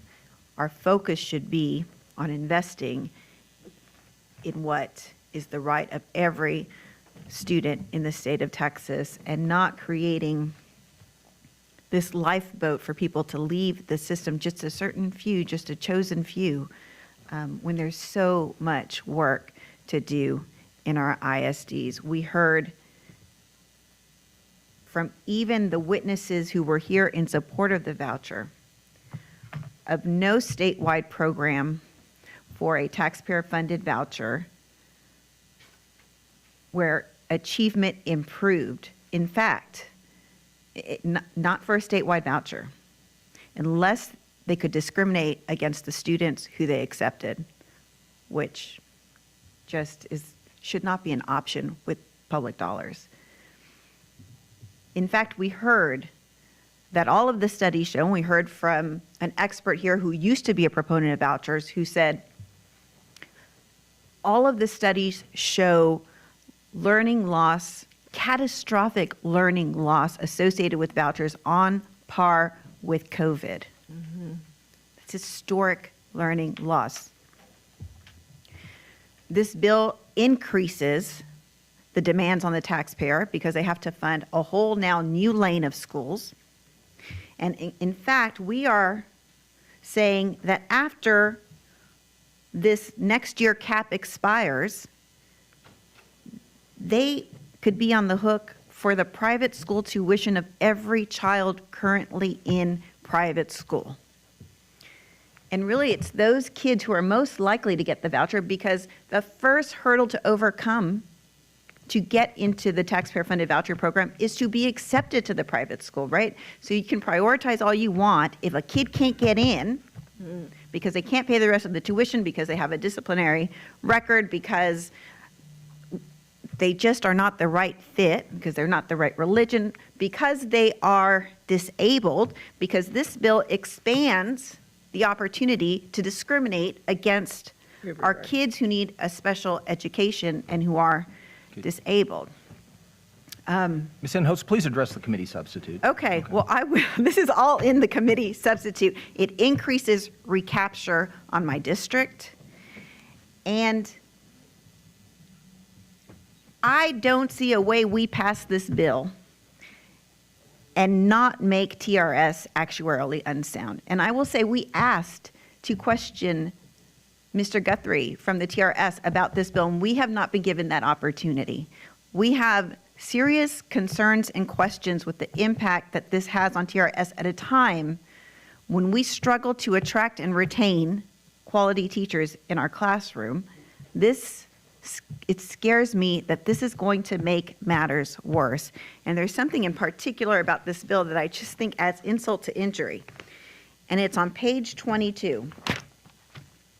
On page 22, line 19, this says, right, because we know that what the fiscal note says, this voucher will be $11,000. A student who gets this voucher will get $11,693, because that is 85% of the estimated statewide average, which is on page 21. By 2030, it will be $12,282. If we increase student funding for our ISDs and charters by this session, it will be more than that, by the way, right? Because this is based on current funding. This number is based on current funding.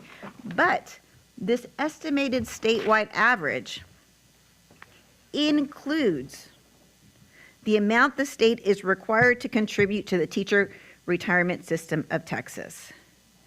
So it creates this never-ending loop, right? We grow the program that subtracts from TRS, teachers paying into the program, and then we have to factor in the part that the state has to put back in to the system to make it sound, and then that grows the program. It's this never-ending loop that is nuts, I think. It makes no sense. I want to bring our attention to some other just real basic problems in this bill, even for people who might be supporters of this policy. On page 23, bless you. On page 23, there is a provision, line 21, begins on line 21, and this is supposed to be the hold harmless for school districts, that if a child comes back from a voucher program, comes back from the private school, that the school district gets made whole. My understanding is, and we've talked about this, I want to bring it up here so that we remember to work on this, because all this says is that if a student goes back, the district is entitled to an allotment of the basic allotment multiplied 0.1. And this is notwithstanding any other law. So that comes out to, I think, $622, Yeah. which is a decrease. Plus the basic allotment. Okay. I appreciate that that's your intent. When HB2 is in effect, it would be, what, be $7,300, $7,400, plus whatever weighted funding the student receives, given their circumstance. I appreciate that that's your intent. I don't see where it says that in the bill, and so I would ask that be addressed. I want to say one more thing about the hold harmless. The hold harmless tells school districts that that child is not subject to their accountability rating scores for the first year after the child ceases participation in the program. I think that needs to be at least 2 years to undo the harm that will be done by catastrophic learning loss. I will say I'm disappointed that still we will be using these taxpayer dollars to market a program that is competition against our ISDs. We don't use state dollars to market for our public schools. I wish we did. I wish we had a San Antonio-style Go Public campaign for Texas public schools. That would be pretty awesome, and I think that money would be better spent there. So I regret that that is still in there. And on page 13, it deals with assessment. I want to talk about this too, because this is an issue that is close to the hearts of many parents, and me in particular, because in the name of accountability, my child is subject to the STAR test because his education is paid for with taxpayer dollars. These kids, who are probably, most of them, already in private school, won't have to be subject to the accountability my son is subject to. A system that I have spoken about before, that when my son was in second grade, tried to run away from the school because they were doing STAR test practice, and it was too much for him. We will never get this test off the backs of our public school students if we have a test for the haves and the test for the have-nots. And so I take great offense to the fact that we would not require the exact same test of these students who use taxpayer dollars for their education. I want to say one more thing about that. We just received word that the lawsuit that so many school districts brought against TEA on the accountability system has been ruled in TEA's favor by a court that is appointed entirely by Greg Abbott. Let's stay on the bill, please.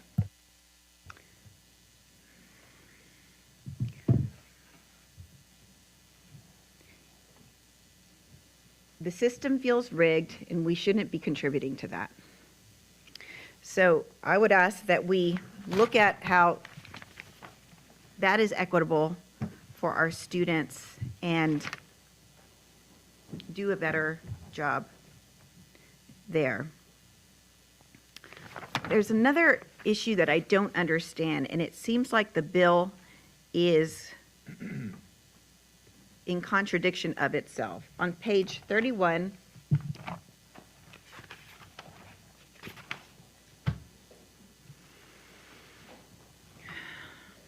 this says the state agency may not adopt a rule or take other action related to the program that limits an education service provider, vendor, or program participant. The program participant is the student as defined in this bill, from freely determining methods or curriculum. So here we say the state agency cannot get involved with what curriculum and what methods students use with this taxpayer-funded voucher. Earlier in the bill, though, for homeschoolers, we say, well, earlier in the bill, we have TEA has to approve all this stuff, and the comptroller too.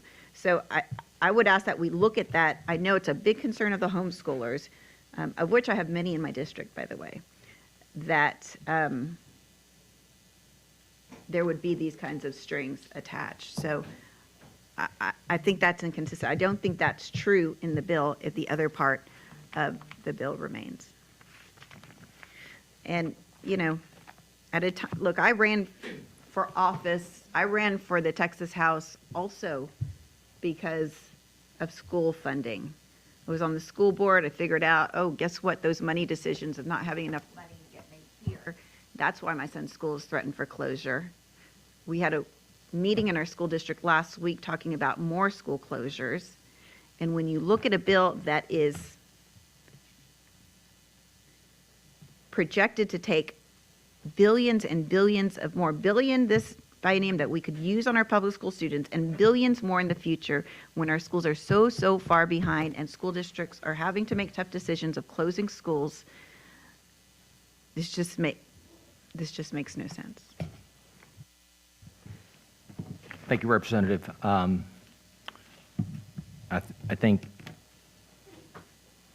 think you summed up in one of your first sentences what I believe about this bill. You described it as a lifeboat. I've never seen anyone jump off of a perfectly good boat, especially for their kids. And so I'm not trying to put words in your mouth, but I mean that's the way that I look at this. Except the ship is sinking that has all the other kids in it. That is the problem. I don't know about that. Thank you. Representative Leo Wilson. I just wanted to ask a couple questions. I remember TRS was here, and I remember that Brian Guthrie corrected the record that had been out there in the papers, and he even corrected it in the Texas Tribune, stating that school choice will not harm TRS, and that the portion that they were looking at was the teacher pay increase, and that in the future, that could be a problem if we didn't look at that as a legislature, maybe, in the future for stabilizing and making it actuarially sound. That is correct. There was no significant actuarial impact from the bill before the committee on the teacher retirement system. Okay. Any other And then more one other questions? Oh, I'm sorry. I'm sorry, do you have more questions? Yeah. Okay. And then one other thing that I wanted to make sure that we're looking at is, we have an advantage in looking at the 32 other states that have school choice.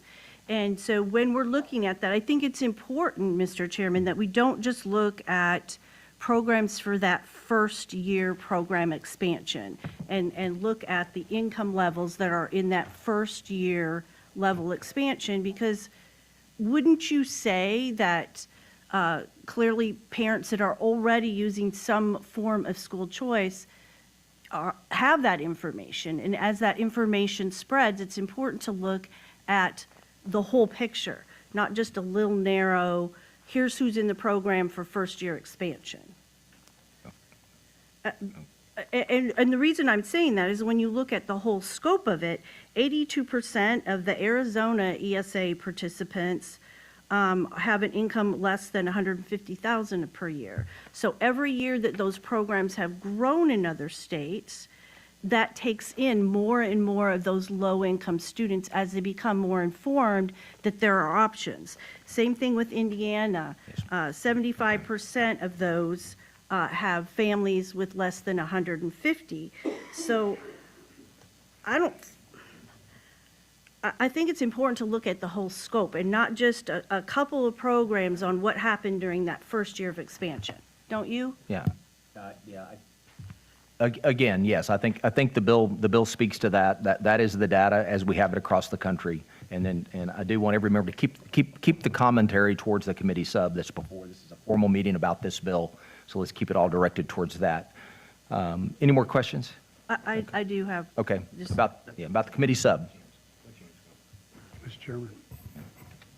No, sir. Well, the committee sub, and when we're talking about appropriations and how much does this increase? I know we spend $96 billion overall on pub ed. How much of a portion of this increase would this bill be for pub ed?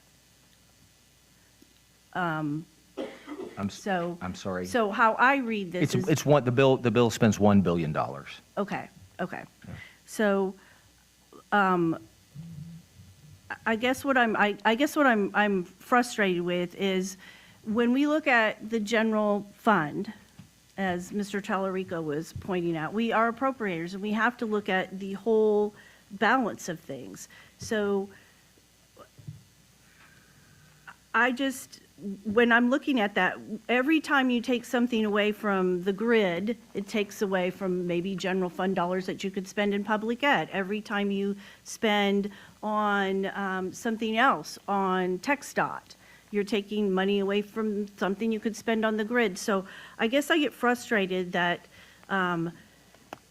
this is somehow taking money away, because it's not taking anything away from the permanent school fund, correct? It's That- not taking any money out of That is- the that is school correct. foundation program. That is correct. It's $1 billion general revenue. Okay, thank you.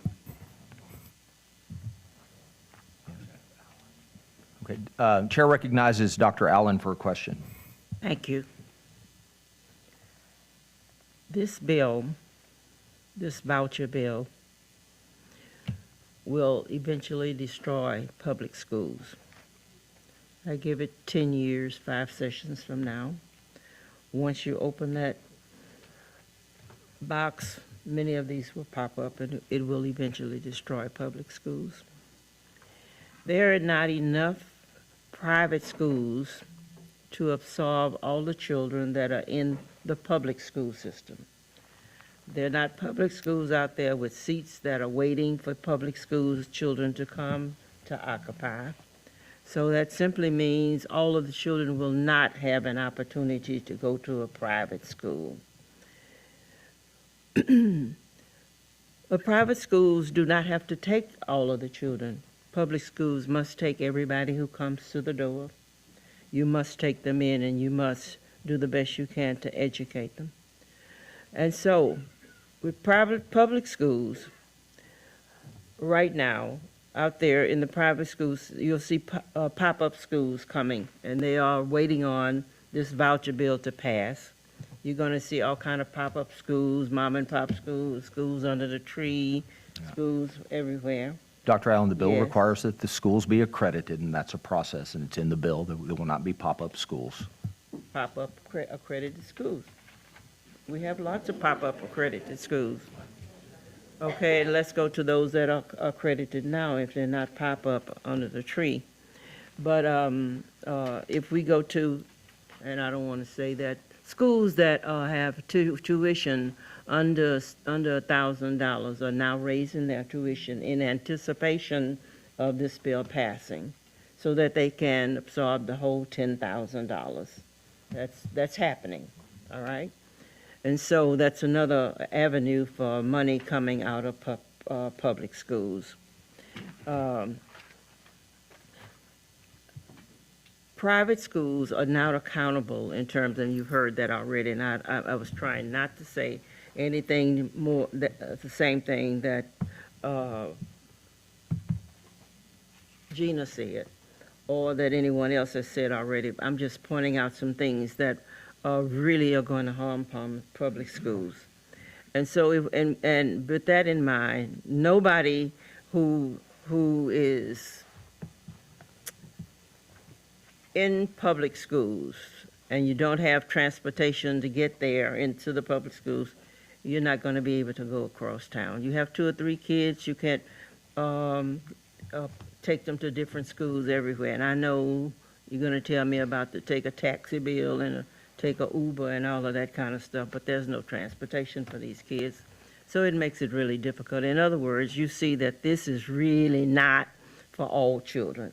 And if we're going to help the kids who are in schools that are not servicing them well, we need to invest in public schools too, just like we're investing in vouchers for children to go everywhere. When vouchers come, we kill neighborhood schools. Schools are closing down right now. Programs are being eliminated in schools. This is going to be a detriment to all public schools. And so with that in mind, I don't know anything you can do to fix a bill that convinces me to vote for vouchers. That's going to destroy the schools of the future, will destroy my children, my grandchildren, my great-grandchildren. So I have to think long range before I vote for something that's going to take that out of it. I grew up in a segregated time where we went to, my mother taught in a one-room schoolhouse, and she taught all the kids in the neighborhood. And I remember desks that had carvings in them, and I remember school books that had a student's name already. I remember not having a bus to take us to the school. And so somebody it was a gentleman in the neighborhood who had a truck, and they just put a bed on it, and that's how we got to school. So when I finished high school, there was nowhere for us to go. So I remember those times, and we're on our way back there to not educating kids. So with that in mind, I will not be voting for the voucher bill. Chairman Frank. Thank you, Chairman. Just had a quick clarification and a question. First, I love the committee substitute. I appreciate in the initial bill, there was prioritization, clear prioritization based on income so that literally those who have less will be first come, first served, or will be first served. Also appreciate the addition in the committee sub of the cap to make sure that really we will do everything we can to make sure that those who want access to this can get it. And so that's just a comment. Another second comment, and I promise I will have a question. We talked about the professor and what the professor said from Michigan that came down that was against, they are not vouchers. This is not a voucher bill. It's an ESA. But he said here several times that the studies all show that public school improvement, academic performance improves. Then he went at length talking about, well, it's not huge, but I said, but it does improve. So the academic performance, that's what he said, and he was the one that was testifying against it. So the idea that things are going to completely fall apart, I understand if people don't like the bill, but the idea that this is going to destroy public schools is, to me, fear-mongering. So question I have is, does your bill and the committee sub, does it give parents, in the rare cases where a public school is not serving their needs, and honestly, the very best of public schools sometimes don't fit 1 or 2% of kids for whatever reason, sometimes it's the kid's fault. Does this give them options that don't currently exist? Absolutely. Is it prioritized based on income? Yes. Thank you. Chairman Dutton. Thank you, Mr. Chairman. I asked this question for several reasons, but when a child gets, from public school, gets a voucher to go to private school, do they become private school students or public school students? They are private school students with certain, I would say, requirements that they have to be part of the program, because there's a selection process, eligibility process for those students. So they're no longer, their status is no longer a public school student? They're no longer enrolled in a Texas public school. Well, you used the term enrolled, and I guess I was trying to figure out from a legal status, because we make several references in the public schools code to public school students. And I'm wondering to what extent, if any, does that change their legal status when they get a voucher and change them from public school student to a private school student? I'm not sure I understand the question completely, but I believe it only changes really the location of where they receive their education. Okay, and Is that, well, I'm just trying to be sure that the way we attribute certain rights to public school students, will they be extended to those students who get a voucher? And is their status changed to private school students simply because they got the voucher, but since the voucher is really public money, how does that affect their status, their legal status? well, they're afforded the same rights that every American is in terms of their personal liberties and rights. I would say that one of the concerns against folks that are, let's say, not for this bill is that the IDEA protections or that status that we have in our public schools because of all the federal regulation. The bill clearly states that the parent is made aware of that, but then that parent makes that decision when they join that private school that they are not in a public school, but that is not mutually exclusive of the delivery of great services for those students. it is simply done in a different setting, where in the public setting, it's sort of a partnership between school and federal government and state government and the parent, where when really at the private school level, I believe you have the school and the parent that are primarily involved, and of course the student. Right. Well, it's from a legal standpoint, I was just trying to balance whether or not, to what extent that has changed. But let me ask another question. And it's a response to Chairman Frank. There's a designation based on money, based on how much a family makes in terms of the availability of. Yes, sir. Why do we do that? Sorry? Why do we do that? Well, we try to set up a priority schedule that provides opportunities to children that we know have typically struggled more with their academic outcomes. And we arrange those in a way that I think people agree that as we put people in line for the program, that it basically the way we line them up. And so we recognize, though, by doing that family income levels play a part in access to the voucher. Yeah, they are. The lower income is basically is a different spot in the line than upper income. However, we prioritize an income level and special needs students before children with special needs. Excuse me, without special needs based on their income. So the lower income. So this is really designed primarily for lower income students. Yeah, income level is it's special education students with a certain income level, then regular ed kids of a certain income level, then it progresses up in higher level as we go up the chain of prioritization. But yes, sir, it is prioritized in a way that we believe will match the needs of families, but it also doesn't assume that other families don't have significant concerns with their children as well.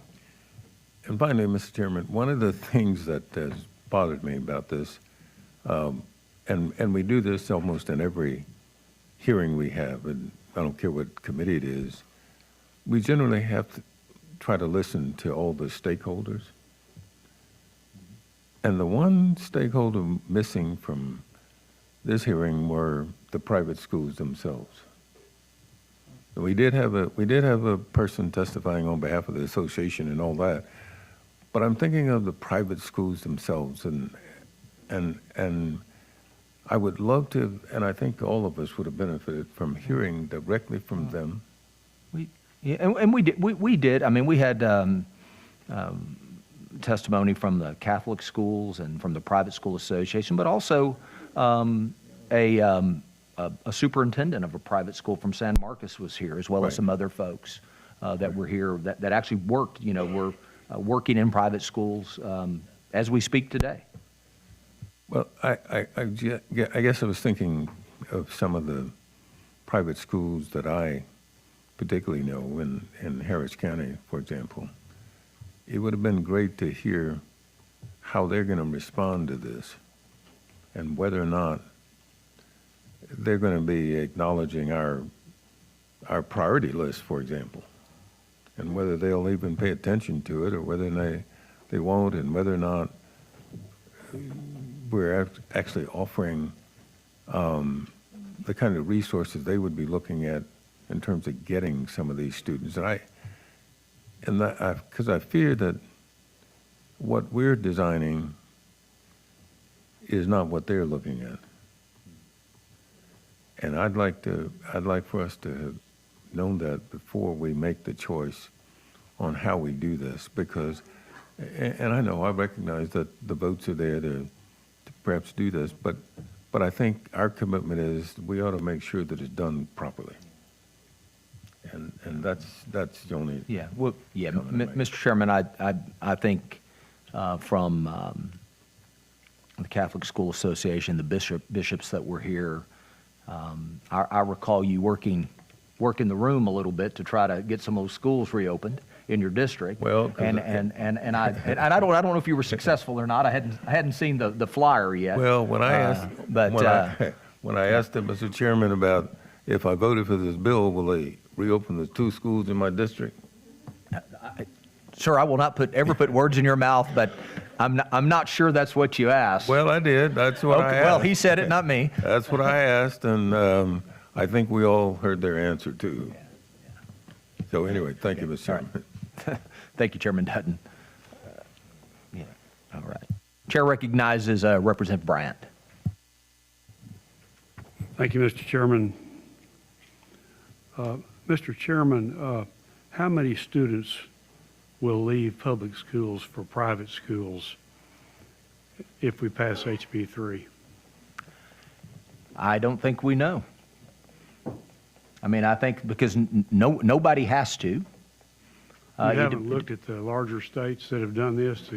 I've looked at most states. If you look at mature programs over time, you would have possibly in Florida, maybe it's, I don't know, 7-8% of the total. I mean, that's after 20-something years of having school choice. But I think you kind of see a consistency across the country. But I think in Texas that remains to be seen. Because parents will ultimately decide, and parents will make all kinds of decisions. Well, how many students will leave public schools for homeschooling? I don't know how many. Again, that's a decision the parent will make. Well, if you don't have any real idea about it, then the question occurs, where did you come up with the amount of money in the bill? Well, the amount is the decision of the legislature to start a program, to give access, to give enough access to try to meet the needs of students. We anticipate that there are needs, and there are students that will leave. Some will leave public school, some will become homeschool students, and we will have to see what that is. Well, you're the author of the bill, and presumably when you put a large sum of money in a bill like this, it's based upon recognition of a certain need based on people who have expressed a desire to leave public school and go into private schools, or based upon the experience in other states. And you don't have an estimate. Well, I mean, there's an estimate that you'll have this program could probably fund in the end, I guess technically 100,000 kids, maybe 80,000, depending on, which children they are and which children choose. What I do know, as the author of the bill, that what informed me about the need was something very personal and very much at home. And that was children that I know that had struggled with special needs, and they had moved from public school to private school, or in the process of doing it, or were struggling in public schools, and that's where I became what informed me about my decisions on this issue overall. Well, that may inform your decision about the issue overall, but I'm asking about where you came up with an estimate of how many people will utilize this process, and therefore how much money we need to put into it. And I'm hearing you say, well, you don't really know or really have any idea how many people would want to utilize this. Well, we do know that with the money there, that it will not exceed the amount of money appropriated. But that's not an answer to my question. I can do the math, and I can divide 10,000 into $1 billion and come up with 100,000. I'm asking, did you do any calculation with regard to how many students need this program before you? Maybe 1 to 1.5% would be an uptake rate to start, I would think. And what's that based on? Is that some experience or? No, it's based on looking at programs across the country. It's looking, everybody sort of implements in a different way, and so that changes it, but that's sort of the overall. Okay, in 2023, you introduced a similar bill, but it was only $500 million. It wasn't $1 billion. So what happened to cause you to increase it from $500 million to $1 billion? That was the appropriation that is in the budget, and that's what has been designated by the legislature that will be before the Texas House here next week. No, you're the author of the bill, and you designated the amount of money in the bill. And in 2023, you designated $500 million. 2 years later, you designated $1 billion. Did your study indicate that twice as many kids wanted to access this as in 2023? I believe it reflects what we believe will be the demand for the opportunity, though we will not know for certain until we see the program stood up and begin to function. So it's really not based upon any kind of calculation, just a need. It's just a figure, right? It's not based upon the fact that you studied or had somebody else study other districts, other states to see what happened, or something unique about our state to be able to estimate how many kids need this in order to move from public schools to private schools. I think you have seen historically what has happened in other states as percentages, and I think that you will likely see Texas parents sort of operate under that same level of participation, or they may not.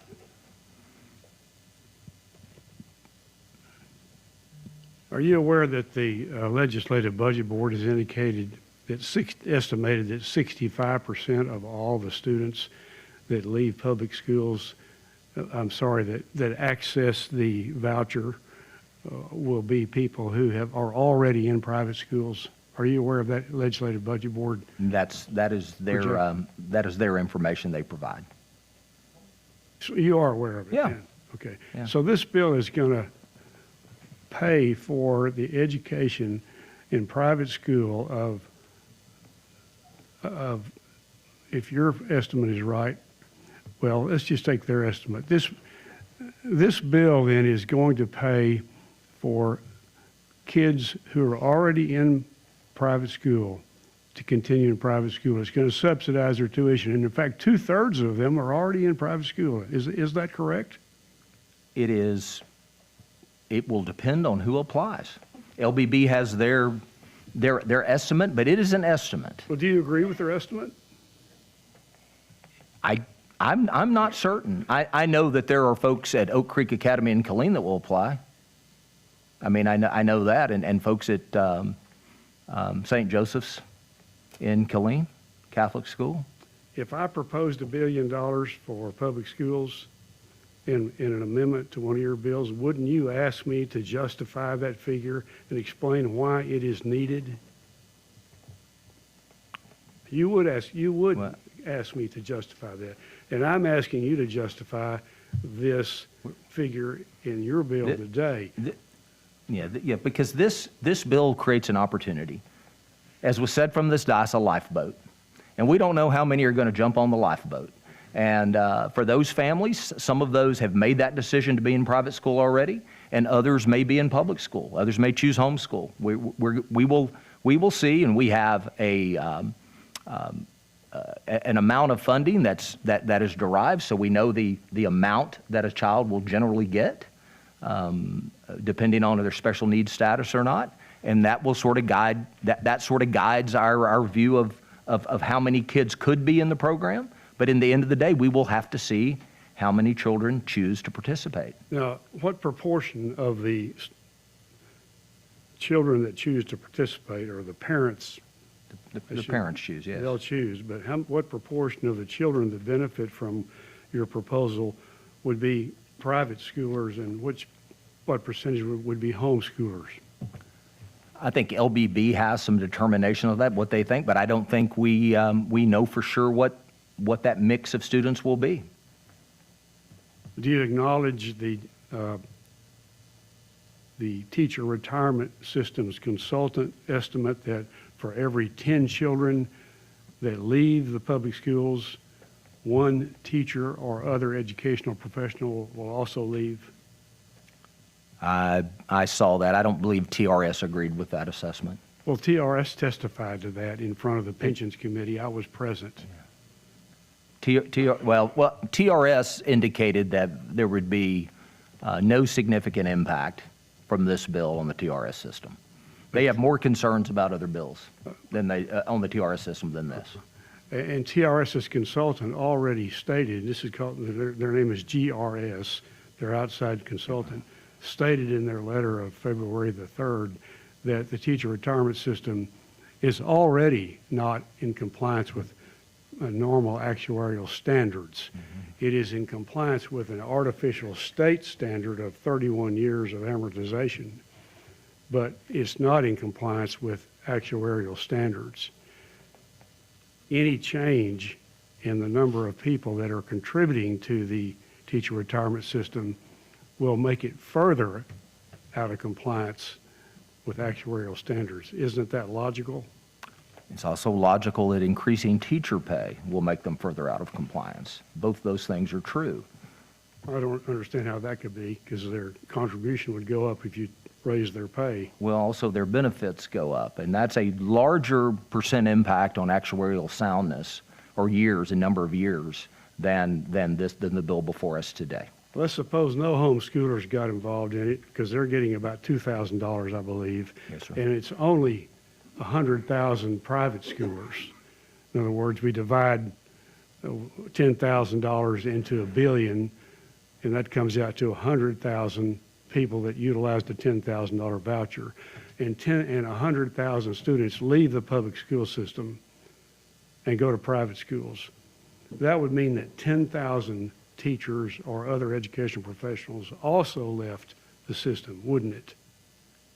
That's a hypothetical that That's- has not been borne out in any other state, that 100% of the students that left public schools to go to a private school. I have more faith in our public schools than that.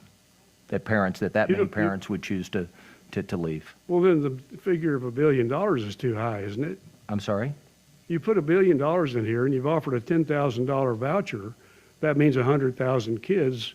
Well, can not access it. necessarily, because you have special needs kids that can generate up to 30,000, and that can impact it, and we don't know their individual, needs of, or what they will need, or what that exact amount will be. So you But don't there'll have, be a number of students, a mixed first class, those that initially receive it, that will be some from public school, some currently in private, and some families from homeschools. and you don't have any idea how it's going to come out. All I know is we will not spend more than $1 billion. That is absolutely a cap. That's just in the first biennium, isn't that correct?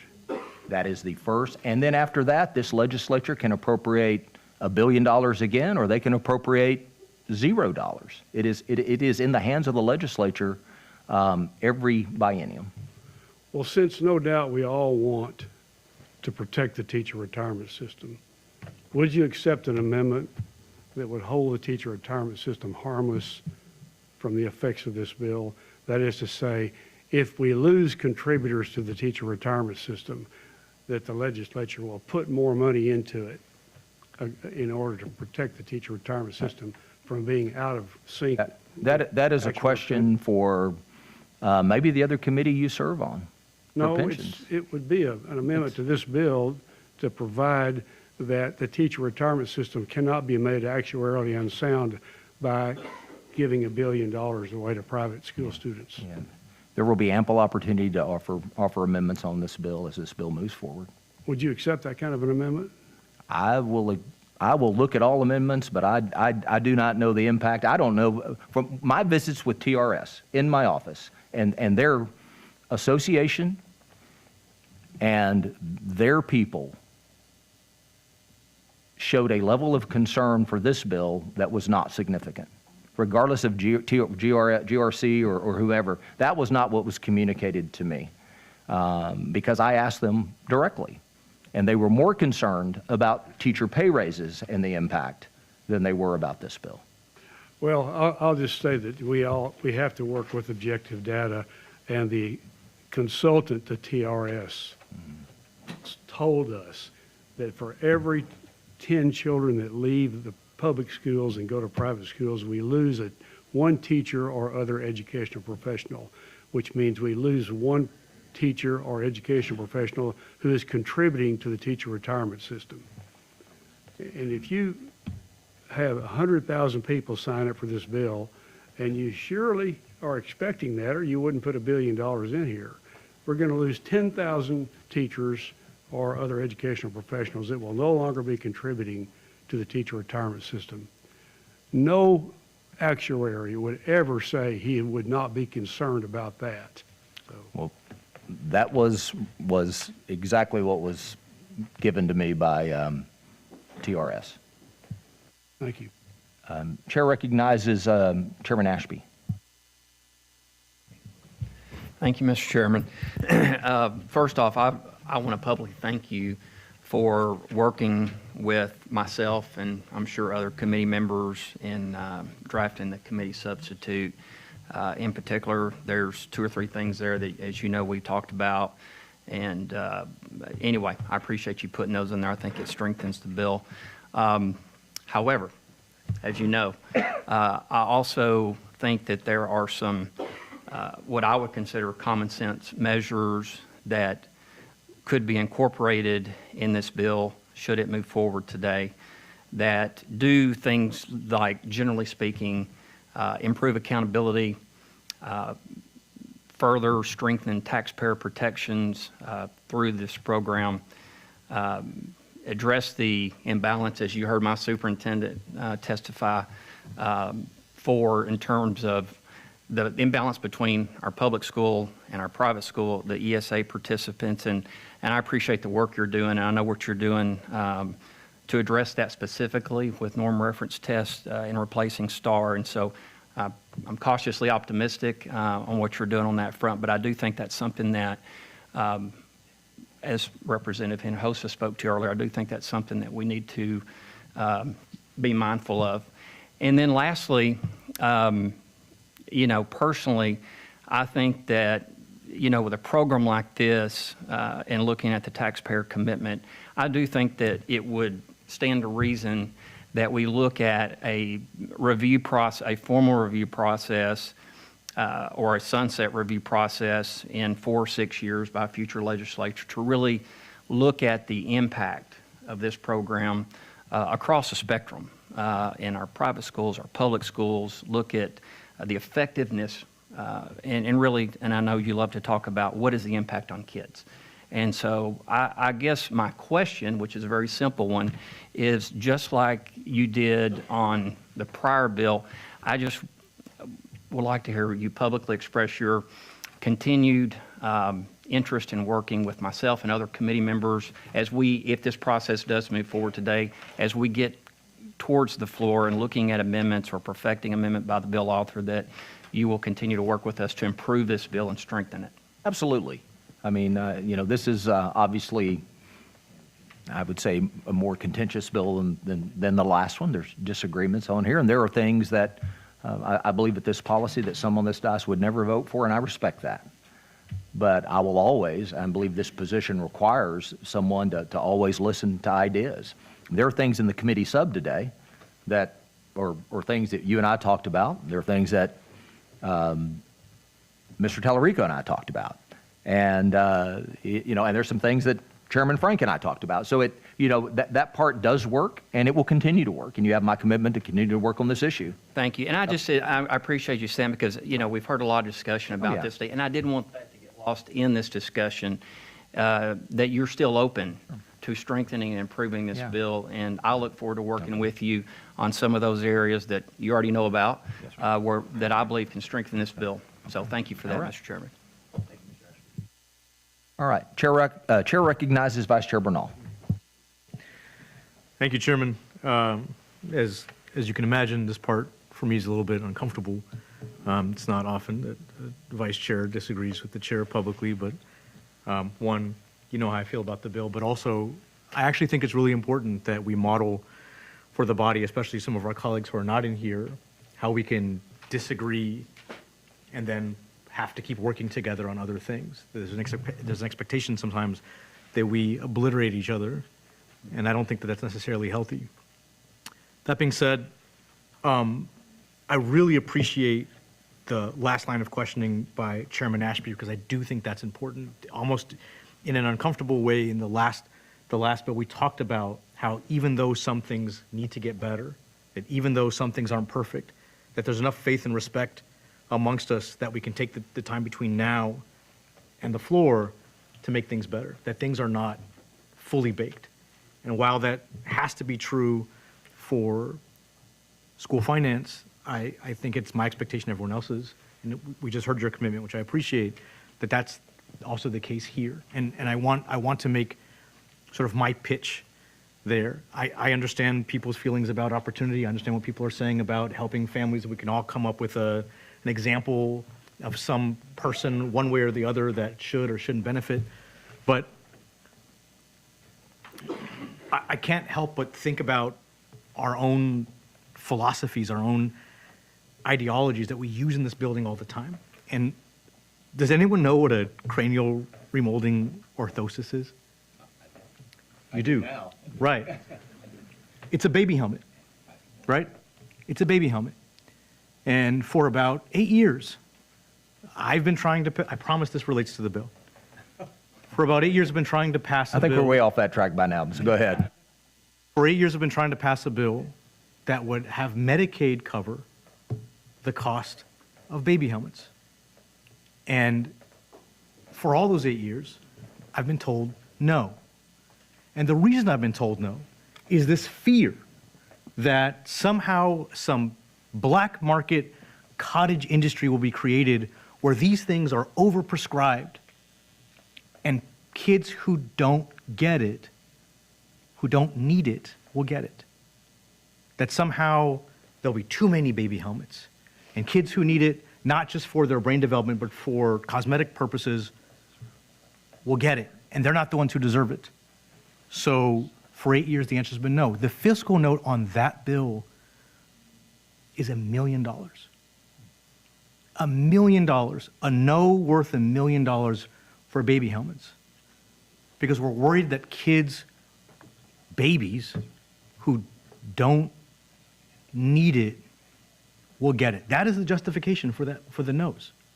And yet here, I understand the 20% piece, and I understand what it's attempting to do, but in light of that, what I hear it saying is not that it's limited to 20% of those students, but that it's reserved for them. That 20% of the bill is reserved for people that we already know don't need it. And the possibility of that group can grow. I'm not saying that's the spirit of it, Chairman, but in light of all the no's that some of us have endured over time, whether it comes to baby helmets or foster care or the uninsured, it is hard to stomach and swallow, right? Because we've been told no for a variety of reasons for people who are certainly more deserving at a cost that is far less than this is in its first year, its second, or the remainder. And so I'd like for us to keep that in mind. There's two ways that those of us who are in the position that I'm in can go about our work here. One is being a hard no and just saying no all the time. And sometimes our job is to change policy for the better and make it the best version of itself that it can be. And so that's where I think we are.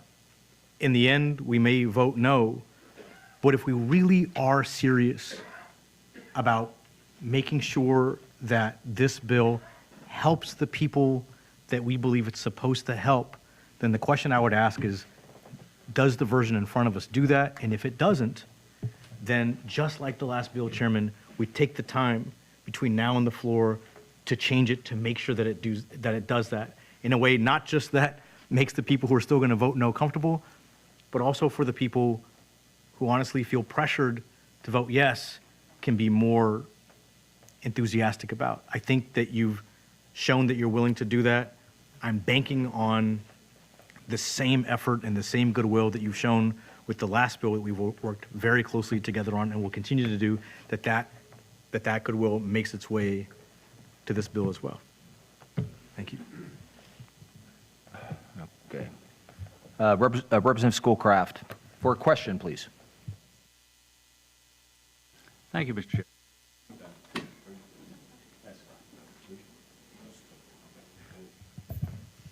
Representative Hinojosa for a question. Yes, on page 29 of the bill, it says tuition and fees refund prohibited. Says an education service provider or vendor of educational products may not charge participating child an amount greater than the standard amount charged for that service or product by the provider or vendor. A standard amount is not defined. It has come to my attention that there are religious schools that have one price for people of that faith and a different price for the people who are not of that faith. And I'm asking whether that will continue to be allowed for recipients of this voucher. Okay, so it's like, yeah. I don't know if I understand completely. So you're talking about a product? I think this also applies to tuition, Yeah. but either way. Okay, there you're talking about two. Okay, I'm Right. sorry. Yeah. Either way, for example, can a Catholic school, my understanding that there are religious schools, and I don't want to call out one religion and get it wrong, but there are religious schools that have different prices depending on whether or not you are a person of that faith. Will recipients of this voucher be allowed to continue to discriminate based on religion, charging one price for people of the faith and a different price for people not of that faith? I am not advised if that occurs. I know that, from what I understand, Catholic schools provide scholarships to students regardless of their religious beliefs, and then these would be able to access. If a student is attending a Catholic school, they can use their ESA just as they could in any other setting. And so if a school does provide does provide that whether or not you are of the faith, you pay a different price, will that continue to be allowed if they receive the voucher? I believe what the operation, if you will, of a private school or Catholic school in this instance will remain that'll remain the purview of that school. So they'll still be able to charge different prices based on I don't know religion. that they do that, but. Okay. I want to speak to something that Representative Ashby brought up, and this idea of a sunset. I would ask that if we're going to, or actually either way, I would ask that the chairman look at the part of the bill that does an annual report and demographic report. Those two are separate for some reason. So it's page 33, goes through 34 and 35. And I'm not understanding why those two things are separate. I would ask that we combine those and that we also look at what this doesn't cover in this report is how students who were not in private school, so who are coming from the public school, and the figure I have from the LBB report is they project that only 14% of students will leave the public school. So most of the kids, according to LBB, will be private school kids. But for those kids that leave the public school and go to private school, how it impacts them. That currently is not data that's collected. It doesn't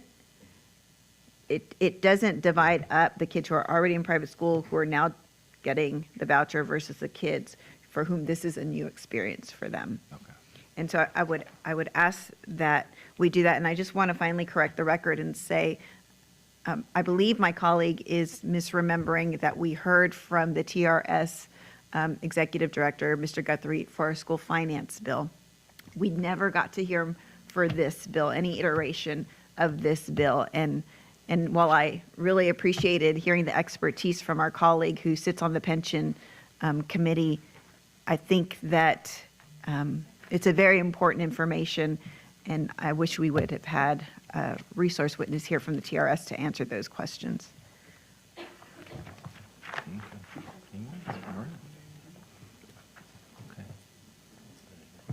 Ready? We're good? Yeah. All right. Is there objection to adoption of the committee substitute? The chair hears none. The substitute is adopted. The chair moves that SB 2, as substituted, be favorably reported to the full House with the recommendation that it do pass and be printed. The clerk will call the roll. Chairman Buckley? Aye. Vice Chair Bernal? No. Allen? No. Ashby? Aye. Bryant? No. Cunningham? Aye. Dutton? No. Frank? Aye. Hinojosa? No. Hunter? Yes. Kerwin? Leach? Yes. Leo Wilson? Aye. Schoolcraft? Aye. Talarico? No.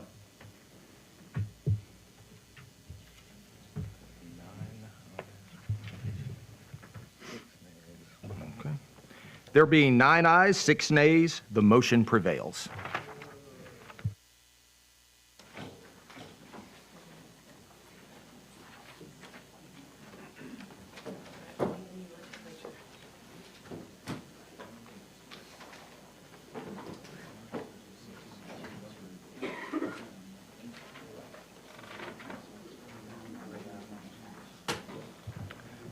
Chair lays out as pending business House Bill 6 by Chairman Leach. Members, this is the bill we heard previously that is relating to discipline in public schools.